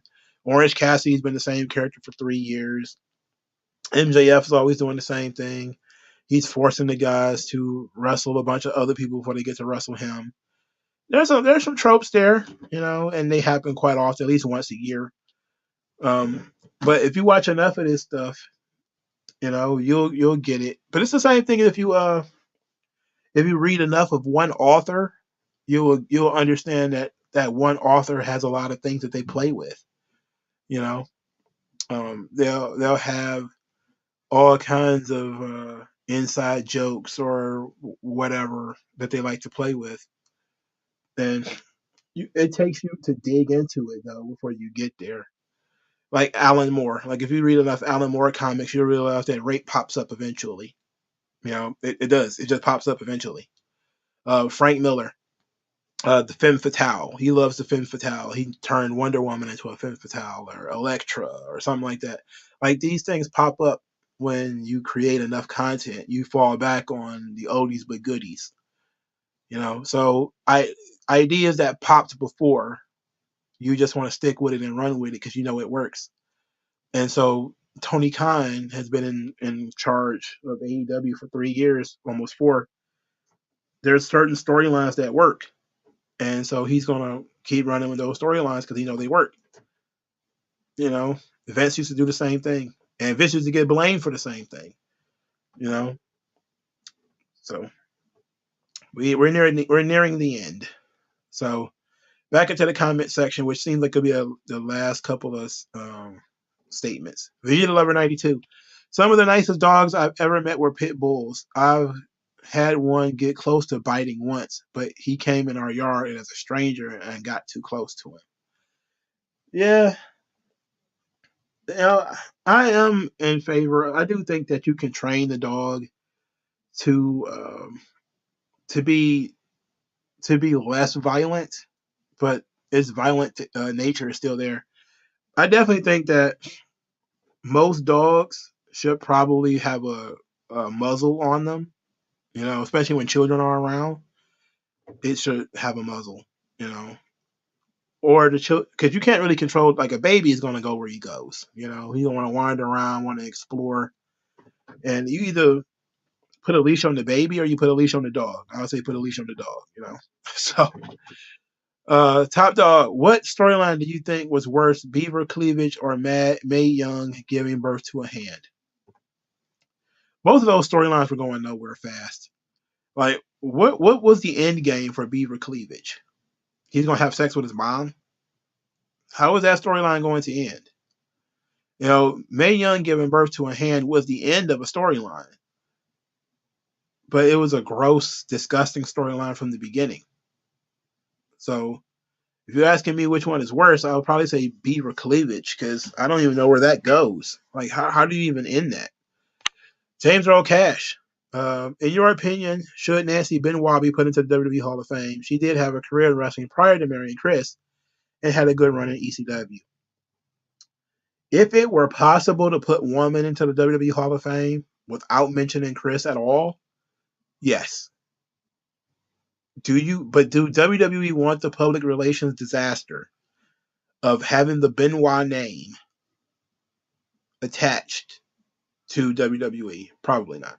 Now they could put her in as Nancy Sullivan, but then that would be Kevin Sullivan, and that was not a good. What was her original last name? Nancy. I forget what her original last name was, but I guess you could. I would like if they. I would like for them to try, but I understand why they wouldn't. What about Katie Vick? Katie Vick was a stupid. Katie Vick wasn't really even a storyline. It was a scene in a storyline. That's the thing about the Katie Vick. Katie Vick was an angle. Triple H was feuding with Kane, and Triple H was saying that Kane had sex with his dead girlfriend. Which, why would that ever even come up in a fucking storyline? I don't know. But it wasn't even a storyline. It was part of a storyline. You know, a stupid storyline that involves Kane would be, what was that, May 19th? That was stupid. All right. All of that was dumb. The idea that they was going to retire the original Kane and replace him with somebody else, that's no. No. No. And the business had gone too far for us to even try to get away from that. AJ3, do you ever think that RZA would have produced all the members of the Wu-Tang Clan instead of all those side projects? Would Wu-Tang be the closest to the Marvel movies and hip-hop albums? Well, it already is, because RZA was working on everybody's album, and a lot of the dudes who bitched and complained about how their albums got pushed back, U-God, for instance, I don't think anybody was really looking for a U-God album. Just being honest. Who gives a fuck about U-God? Now, a lot of the side projects, like the Killer Bees, the Grave Diggers, I was never into that stuff either. I think he probably should have just focused on the main guys. But a lot of them were having success just based off the Wu-Tang brand. So there's guys who never heard of a GZA album. They don't know nothing about Liquid Swords. They don't know nothing about that. Liquid Swords went gold. They don't know nothing about that. You know, Inspector Deck, I think, went gold too. I don't know anybody who listened to Inspector Deck except for you, like the whole Wu-Tang Clan. You know? So it was pretty much the Marvel movies. All that shit was connected.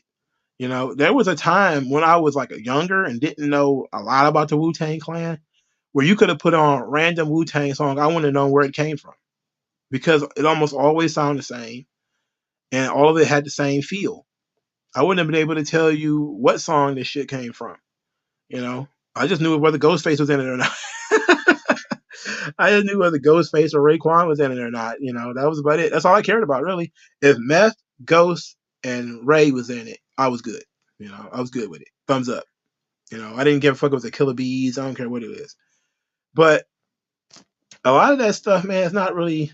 I think RZA having 9 albums to make guys for. You know, you got to make 9 individual albums and a group album. Bro, that's a lot of work.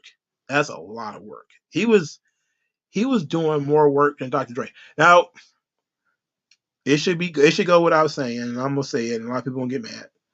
But both Dr. Dre and RZA, they kicked a lot of that stuff off to the young boys. Like when they get to a certain level of success, they don't have time. They can't keep up. So they would outsource some of their production to their juniors. You know, that's when you start getting guys like Silver Rings. And I think there's a guy named True Master, I think, that used to do beat making for RZA.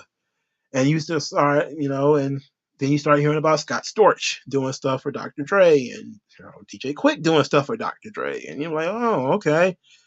It's like they move on to being sort of the executive producer where they do beats here and there, but mostly they just oversee the product, you know, because there's so many people. You can't say, I mean, if Method Man got 18 songs or whatever, I think Judgment Day had 20 plus songs on it. If RZA produced every song on the album, when did he find time to do anybody else's album?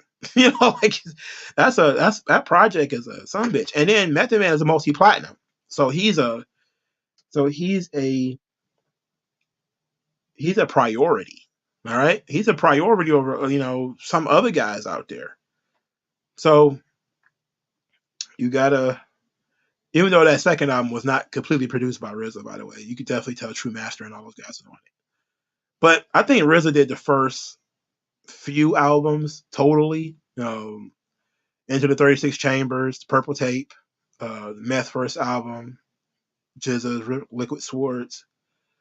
Uh, he definitely did the Ghost and Ray projects. He did all of those joints. After that, though, I think that's when all the other guys started to step in because at that point, it's too much, And you got guys constantly, and then dudes are doing their own thing too, Like, so it happens. But they basically were already the Marvel movies of hip hop, pretty much.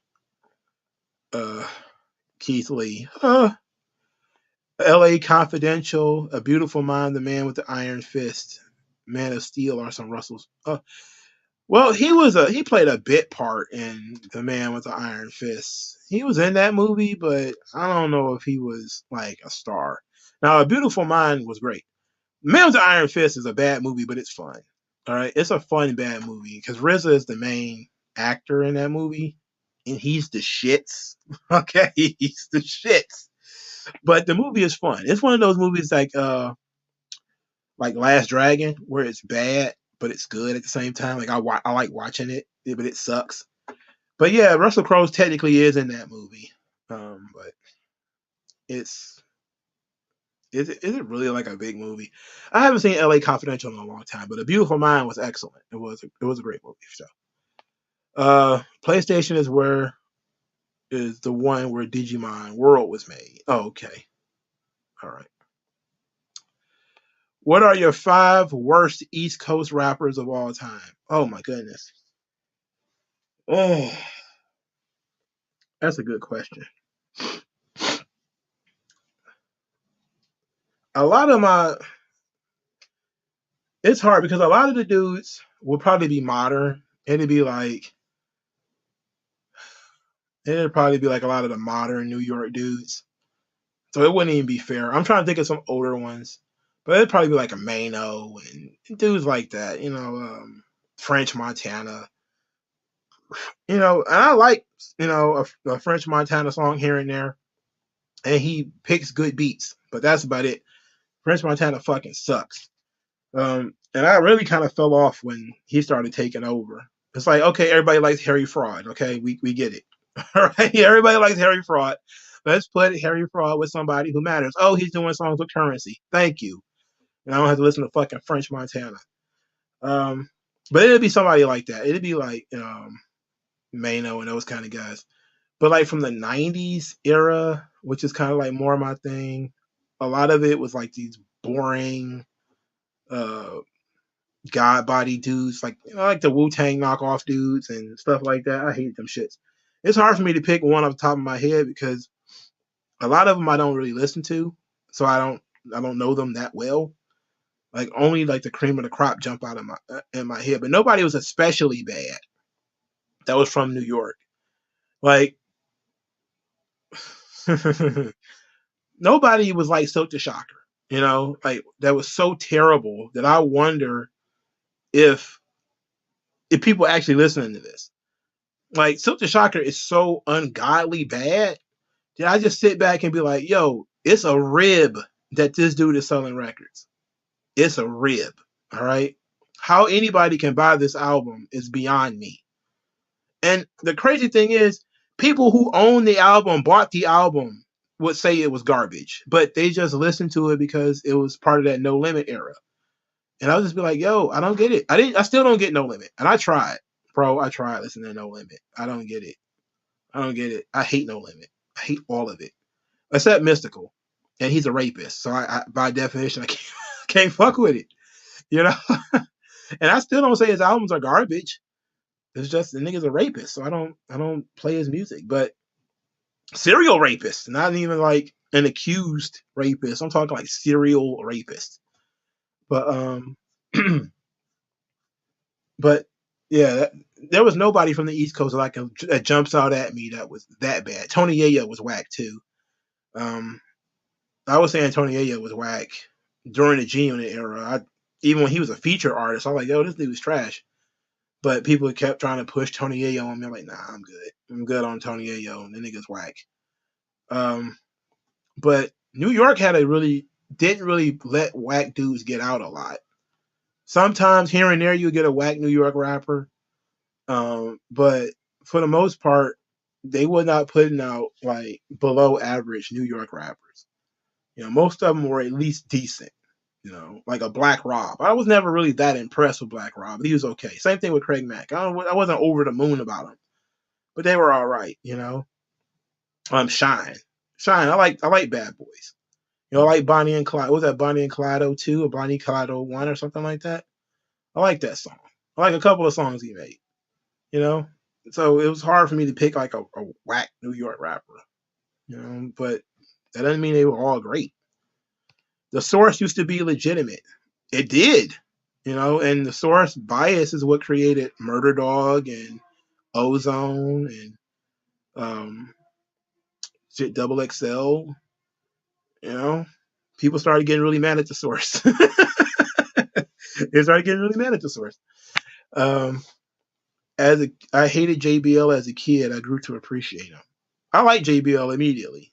I didn't because it was a guy I knew doing something different, so he caught my attention. But then he was really good at it, and I was like, "Oh shit!" Took me a while to get used to it, but I like it. What happened to Blair Davenport? Her last matches was on Worlds Collide. I think she got injured.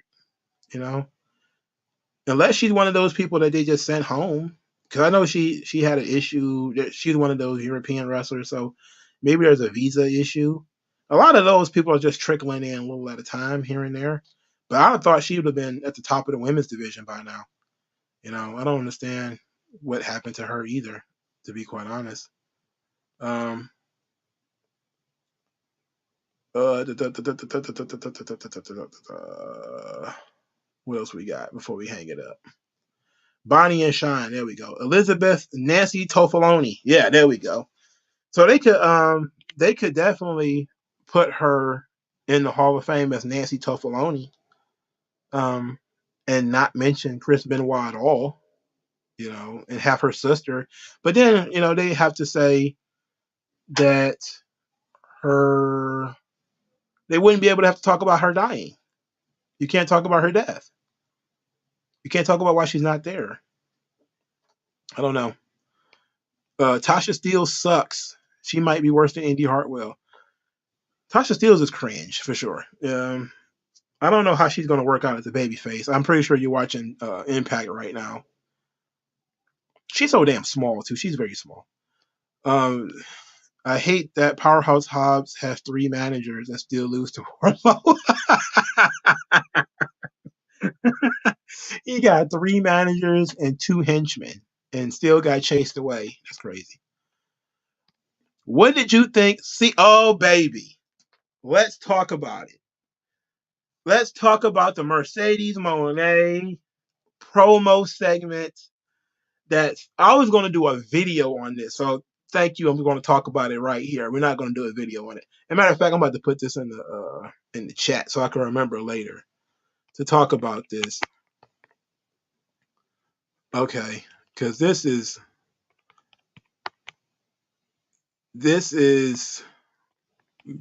crazy, right? She went up there, and I don't know what she's doing. I don't know what the fuck she's doing, but she did a segment, Mercedes Moné, where she had like a little guitar, and she said she wrote a song for Mayu Iwatani, and it's like Mayu sucks, Mayu sucks, Mayu sucks, yeah, she sucks, and the silence that came out afterwards, and it was like random Japanese, like, oh yeah, so but the surprise, I was just like, oh, it's so cringy. Ooh. And then she went on Twitter afterwards. That's what somebody called her, the female Dean Ambrose.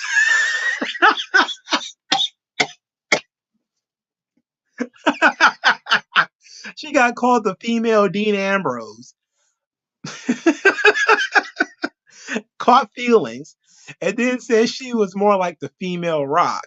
And then she started getting roasted. This thing out of control. Okay, completely out of control. Everything. Look, I don't want to attack the young lady. I want her to go out and spread her wings. She's a young lady. Okay, she's like 30 on the dot. She's been in WWE for like 8 years or 10 years or whatever. Let her go and do her thing. But Mercedes Moné is not it. All right, it's not working. The Japanese are just giving her such weird looks where she's up there and she's trying to be entertaining. She's trying to inject WWE into stardom, right? And they're looking at her like, ganbare. Like, what is this? Nani? What's she doing? Like, what is she doing? Like, I don't think she's winning anybody over, And it's like she's not doing anything that's catching any attention. So everybody's just looking, and it's like, it's Bizarro World where you see Sasha Banks, but she's got weird colored hair and she's doing things that are like legit uncool. And she's still got like a great deal of supporters who got her back. And they're like, oh, she's succeeding without WWE. And everybody was like, succeeding.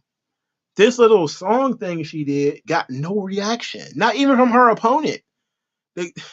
Mayu is sitting there with a side ponytail, and she looks less cringe than Sasha Banks. Okay, it's terrible. Every time I see her doing something, it is generic and it's awful. Like she did like a vlog from before, what's that pay-per-view they just did? Sakurai Genesis, where she did a vlog for it, and she was just in bed talking normal, like, I had to go get something to eat, and then I gotta go to the gym, then I gotta go do this. And I'm like, oh my god, you're boring. Wow. Pretty girl is boring. That's crazy. That's crazy. She's got nothing. She's got nothing. I haven't seen anything. I really want this to work out for her, but it ain't working. This thing sucks. It blows. She's just she's catching up when it comes to doing the work rate stuff. But even the fans who want to like her are talking about how much slower she is than all the other girls in Stardom because she works at WWE style, and oh, she can't keep up with them, and she doesn't hit as hard as they do. She's not as acrobatic as they are, and she's just coming out there and she's trying to big lead the situation, because she's supposed to be like this big, huge multinational star, and she comes out there and everybody's unimpressed. Like a lot of the Japanese media, I'm guessing that they're kind of unimpressed with her. That's what it seems like to me. She was talking about, oh, if I main event the Tokyo Dome, I'm like, baby girl, you might want to get above the third match on your show real quick. Like the only time she got close to the main event is when she made her debut. Like she was in like a triple threat match and was like the third or fourth match on the show at that point.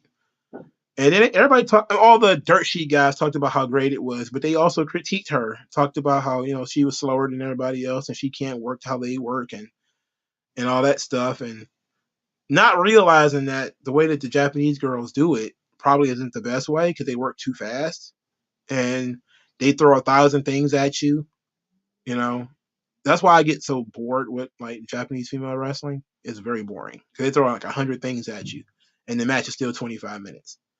You'd be like, wow, I would much rather you. But they are incredible athletes. They're very fluid, and they've been doing this again. Japanese female wrestlers, man, they get them young. Like a lot of these girls have been doing this shit since they was like 16, 14, 12. They're prodigies. So most of the ones who are really good are prodigious, right? They've been doing this for a long time, and they only like 24. Like so many of them be like 26 and be like, I'm retiring. I've been doing this for 13 years already. You'd be like, what? But yeah. So of course, Mercedes, Sasha can't keep up. She's only been doing this in Japan for a few months. Now these girls have been born and bred in this ecosystem of high powered flipping, like the whirling candy that I've seen this girl do, where basically she pauses in midair and then spins. It's the craziest fucking thing I've ever seen. I don't even know the girl's name, but I know that move because I've seen people post it 100 times over. I couldn't tell you anything else that's going on in Japan outside of Sonata winning the title and Mercedes embarrassing herself. And she's clearly out there embarrassing herself. But she's trying to have fun. She's trying to make it fun. She's trying to inject some entertainment into this product, and it is not working. Okay, she's trying hard though. I don't know what she's going to have to do, but what she's doing ain't working. It ain't working. When she broke out that little ass guitar and she started singing, and then when she was done, there was silence, and then random Japanese stuff started happening. It's like they didn't get it. They didn't get it. You know, if she just said "fuck shit ass bitch," they probably made a response or something. Because that's what they used to. They used to, Americans going over there cursing a lot. But she's trying to do like some kind of PG kind of shit, and everybody's kind of looking at her like, we don't get it. But I think she is making new fans. I think there's probably some little Japanese girls who are going to look up to her because she's different. She's different looking, but I don't think this Mercedes Moné experiment is going as well as she would like. I think that everybody pretty much believed she would set the world on fire, that she was going to turn around business for Stardom quite a bit, and that she was going to draw more fans than she probably actually did. I don't think it's working. That's just me though. I could be wrong. It could be that, there's more people watching Stardom than ever before, and I'm full of shit. But it doesn't look to me like there's more people watching Stardom than ever before. It looks to me like it's the same people who was watching Stardom before. They're just now watching somebody who comes from WWE, and she gets the belt immediately. And then everybody starts having that resentment where you come in, you get the big belt because you're the big star, and then we all look at you and start talking about how you're not good enough. They did the same thing to Andrade when he went over to AEW. Oh, he's slow. He hasn't gotten rid of that style yet. He's got an attitude. He's trying to big league people. They did the same thing with Saraya. They're doing the same thing with Mercedes. Like I'm not saying her material is any good though. Her material sucks. She can have the best matches in the world. I don't give a fuck about matches because I don't watch Stardom, so I don't give a shit. I want her to go over there and crush it, and increase her value so when she comes back, she can get the money she feels like she deserves. But at this point, she's looking like she should have just stayed, you know. But she seems like she might actually be doing more damage to herself by going to Japan and doing all this dumb shit, you know. Black Sand 97. Have you ever seen the Boondocks? And if you did, what's your thoughts on it? Oh, the Boondocks is one of the greatest shows ever produced. Absolutely. Until season 4. Well, late season 3, when they started editing things. They started having the Tyler Perry episode was tremendous. It was tremendous cultural television. And I knew it was over when they pulled that episode from TV. I knew it was over. They butchered everything afterwards. Yeah. Season 4 was still kind of funny, but with the Legend of I think Legend of Catcher Freeman was season 4. I got all 4 of them on box set if I remember correctly. It probably in boxes in the basement somewhere. Sonata won. Yeah, Sonata won the IWGP World Title. Now that nobody cares about him. Sonata was super over for like 3 years, and people really wanted Sonata to be the world champion, and he never did it. And now he's world champion, and people were kind of like, "Oh, okay, they're trying something new." It's like, what? This guy shattered the glass ceiling. If you're like Hiroki Goto, what do you think about this? I'll ask like Hiroki Goto, like, hey, what do you think about that? Sonata was the world champion. What do you think about that? You've been here busting your ass for years, years and years and years, and you're never going to get it. Ever. No matter how over Hiroki Goto gets, he's never going to be world champion. Evil was world champion before Hiroki Goto. It's not happening. Okay. It ain't never happened. So how do you think he feels about that? But everybody likes Sonata. Like Sonata is tremendous. He's charismatic. He can work. He has an understated charisma where he's not like over the top, but he has a cool factor to him. And they should have gave Sonata the belt years ago. You know, there was a point, I think, around New Japan Cup, maybe 2019, 2020, around the pandemic time, where he was one of the most overdues in the company, you know? And they kept having him lose to, I think he lost to Evil. I think he lost to Naito around that same time, too. And he, of course, he kept losing to Okada. And it was it was weird. Like he was far more over then than he is now, and they gave him the belt now. They're just trying to make somebody.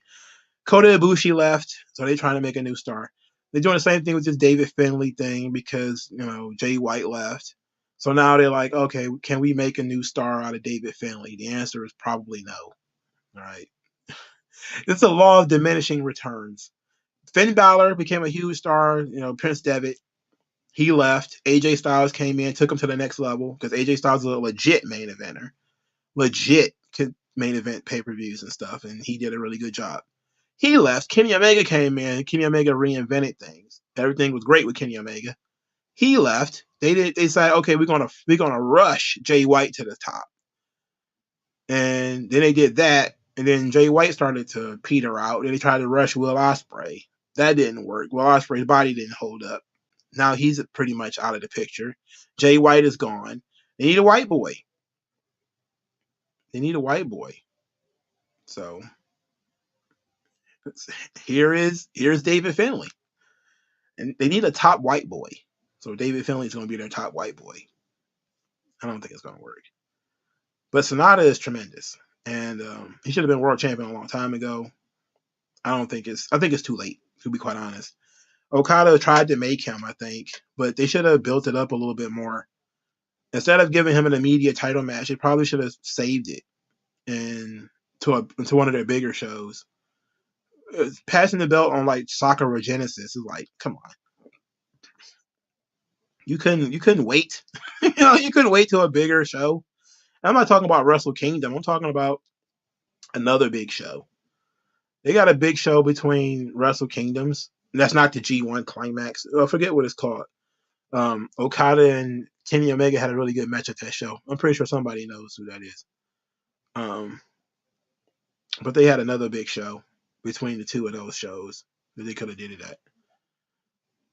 Yeah, I don't expect anybody to know New Japan, guys. I watch that shit sparingly.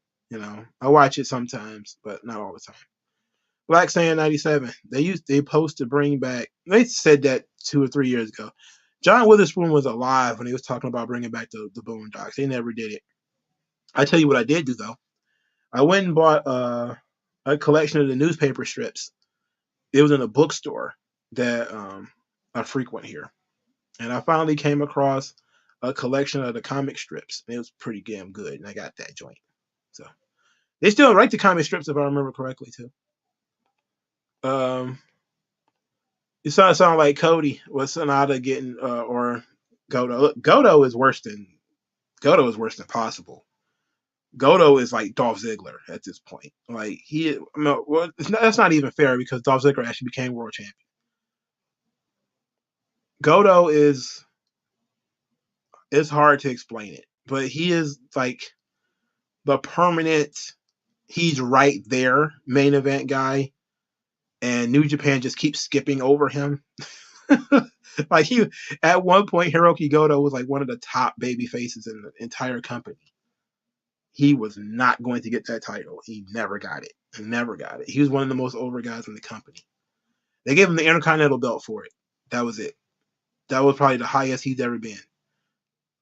You know, they gave the belt to a bunch of people after. You know, people who weren't even in the company when he was there.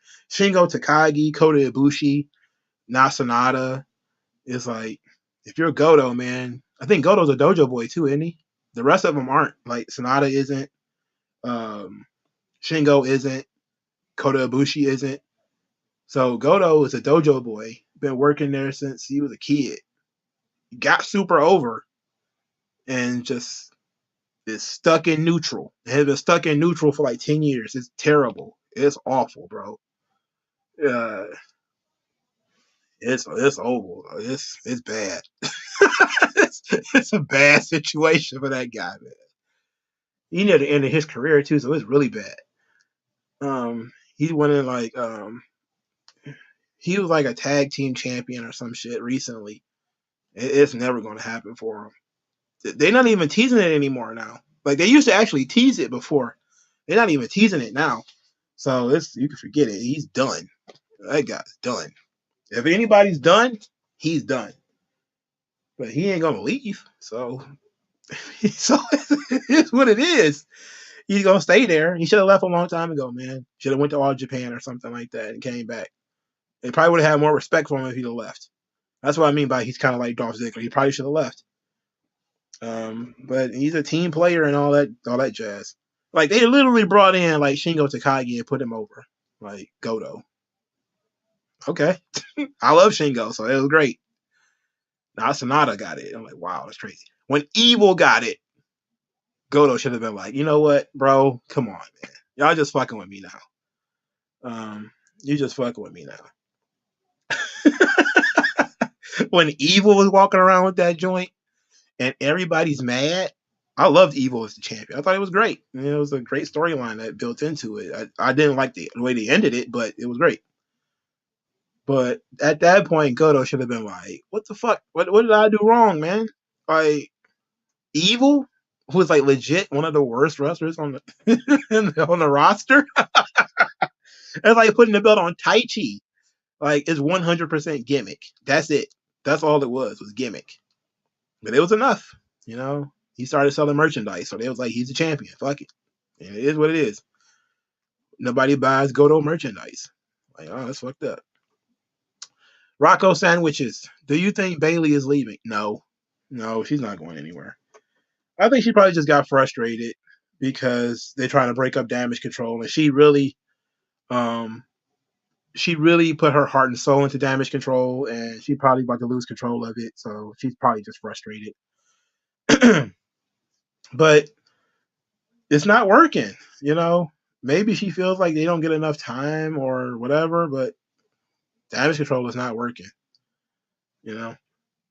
Do you think Tama Tonga is going to? No, I don't think so. I think that's another one that's just going to tease and tease and tease, and it's not going to happen. Um, I think Tama Tonga has been teasing that he's going to leave too. I don't think he's actually going to do it though. But he's been teasing leaving for a while. He's kept talking about WWE want to sign him, but he's been saying that shit for years, and he ain't actually jumped ship yet. He's 40 plus now, so I do want God versus the Usos. So if they can make that happen, I'll be very happy. You know, since we didn't get the Briscoe brothers, maybe we can get God versus the Usos. That would be great. You know, but then after that, then what? Now we're stuck with them. You know, but I love God. You know, I think they should have made the jump a couple of years ago. Yeah, Goto was never getting that belt ever. Sonata is going to be champ on Forbidden Door. Probably. He'll probably still be the champion during Forbidden Door. He's not going to be in the main event, though. Okada will be. So, um, now last year, I think they had Okada drop the belt right before Forbidden Door. And it looked like he was going to try to get out of it. Like he didn't want to make the trip to America. They might do the same thing again this year where they're going to put the belt on Sonata, have him wrestle in some kind of clusterfuck at Forbidden Door for the belt. Okada's going to wrestle a special singles match of some whatever or some description against somebody, and then he's going to win the belt back before the G1, more than likely. I don't think Sonata's going to be champion for very long. You know, it seems very experimental with Sonata winning it. It seems like they're just giving him a lifetime achievement award, and that's going to be it. What else we got here? Somebody asked a question that I do want to answer, but I forgot what it looked at. Oh shit. I think I might have answered it already. Oh no. Oh, it was about Seth Rollins. Okay, about the Seth Rollins walking out thing. I don't know. It sounds to me like people are, because it's the wrestling news cycle is weird like that, where there was some positive stuff coming out of AEW that CM Punk is supposed to be returning.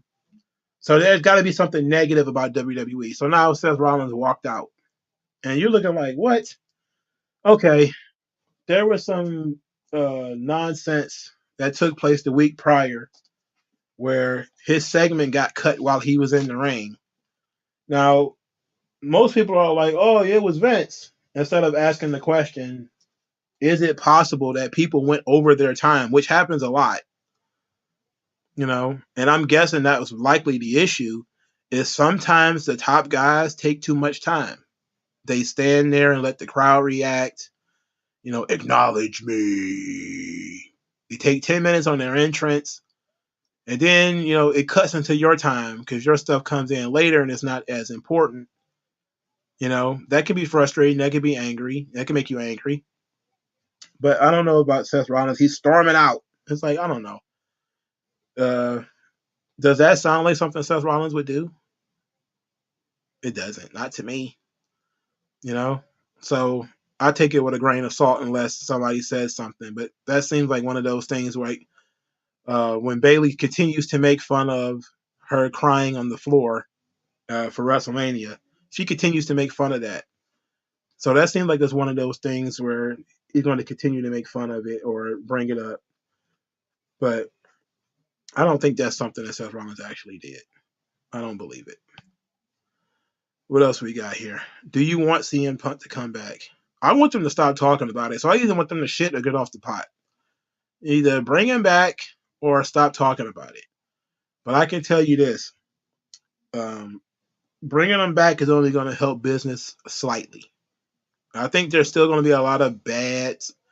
I mean, part of what made the CM Punk original run work was all the good feelings. It was the good feeling of having CM Punk back, and he was doing good stuff. But now you're going to have CM Punk back, but there's going to be some bitterness there. There's going to be some, has CM Punk been tamed? You know, has it been that, you know, he's apologetic and he's going to have his tail between his legs because he wants to play ball? Or is it going to be he's going to have a chip on his shoulder because they've been talking shit about him for 6 months? Or is it going to be he's going to go out there and try to prove himself? Like, what is it going to be really? But that good vibe of him being there the first time, that's gone. And that's really what the momentum was for AEW, was the good vibe that CM Punk had come back. Now he's just going to be another guy rejoining the roster. But I even want them to just make up their minds and stop speculating. Either he's coming back or he isn't. You know? Yeah, I definitely think he should get it upset if his time gets cut. Everybody does. The girls get their times cut all the time. You know? And they always bitching about it. That's like Beth, not about to say Beth Phoenix. Becky Lynch was talking about how her match at SummerSlam, when she won that very quick match against Bianca Belair, how it almost didn't happen, and how she had to try to force the issue. It's like, yeah, well, for starters, that match was going to get canceled because Sasha Banks didn't show up. For I think for whatever reason she had COVID or something. I don't know what the hell it was at the time. But yeah, when you go on after other people, those people eat into your time. Shawn used to do that shit all the time. He used to go out there, eat up too much time, and get people's stuff cut. You know, the whole match got cut from WrestleMania 10 because Shawn Michaels went over in the ladder match. Whole match from WrestleMania 10 got cut. 10 dudes lost a WrestleMania paycheck because Shawn Michaels said, "Fuck this, my ladder match is more important." You know, it happens. You know, you big league dudes. And what are you gonna do? You're gonna tell he got to hit his time cues. Like, yeah, except for the audience likes this and this kind of stuff. So what are you gonna do? Bitch, I guess. Bitch and complain, I guess. But they definitely should pay more attention. I think they're starting to take Seth Rollins for granted, and I think him kind of talking about it in the media is putting it on people's radar that he's starting to get frustrated. He's been in the same position for a long time, and he's being leapfrogged by all kind. And then he knows that there's new people coming. You know, he knows that there's new people coming, so he needs to either move forward or get ready to get pushed out the way. And I don't think he's ready to get pushed out the way yet. Yeah, FTR Ball constantly crying about fucking CM Punk every goddamn week on his show. What's he gonna talk about when CM Punk finally comes back? Oh my god, CM Punk bought my daughter a Sprite. Oh, it's so good. He is my best friend. I love him so much. What? In 15 years, I want to listen to Eddie Kingston podcast. That's assuming Eddie Kingston will still be around in 15 years. Something tells me that, but Eddie Kingston podcast would be fun as fuck. It would be. I think that just sitting down, him listening to him talk shit would be fun. Of course, he'd be talking out of both sides of his face, but it'd be fun anyway. Just like he kept saying, I never wanted to be in WWE. While there's literally pictures of him at tryouts. Like, stupid. Yeah, that was the segment where that got cut. His segment got cut when he was out there. They showed a video of him talking to a producer, and they basically cut the segment. So he just did have the people sing the song, and then he went to the back. And I'm pretty sure the next week he probably just got mad because it probably about to happen again to him, and he's like, "Fuck this." Probably didn't walk out, but probably just said, "Fuck it, I ain't going out there and doing that shit all over again." It's dumb. Have something for him to do. Can Chat GPT write a better show than Vince, Paul, and TK? I don't know. I don't know. I wouldn't trust it. I wouldn't trust it. All right, y'all. It's almost 10:30. Thank everybody for showing up. I appreciate it. I'll talk to you guys later. Peace out.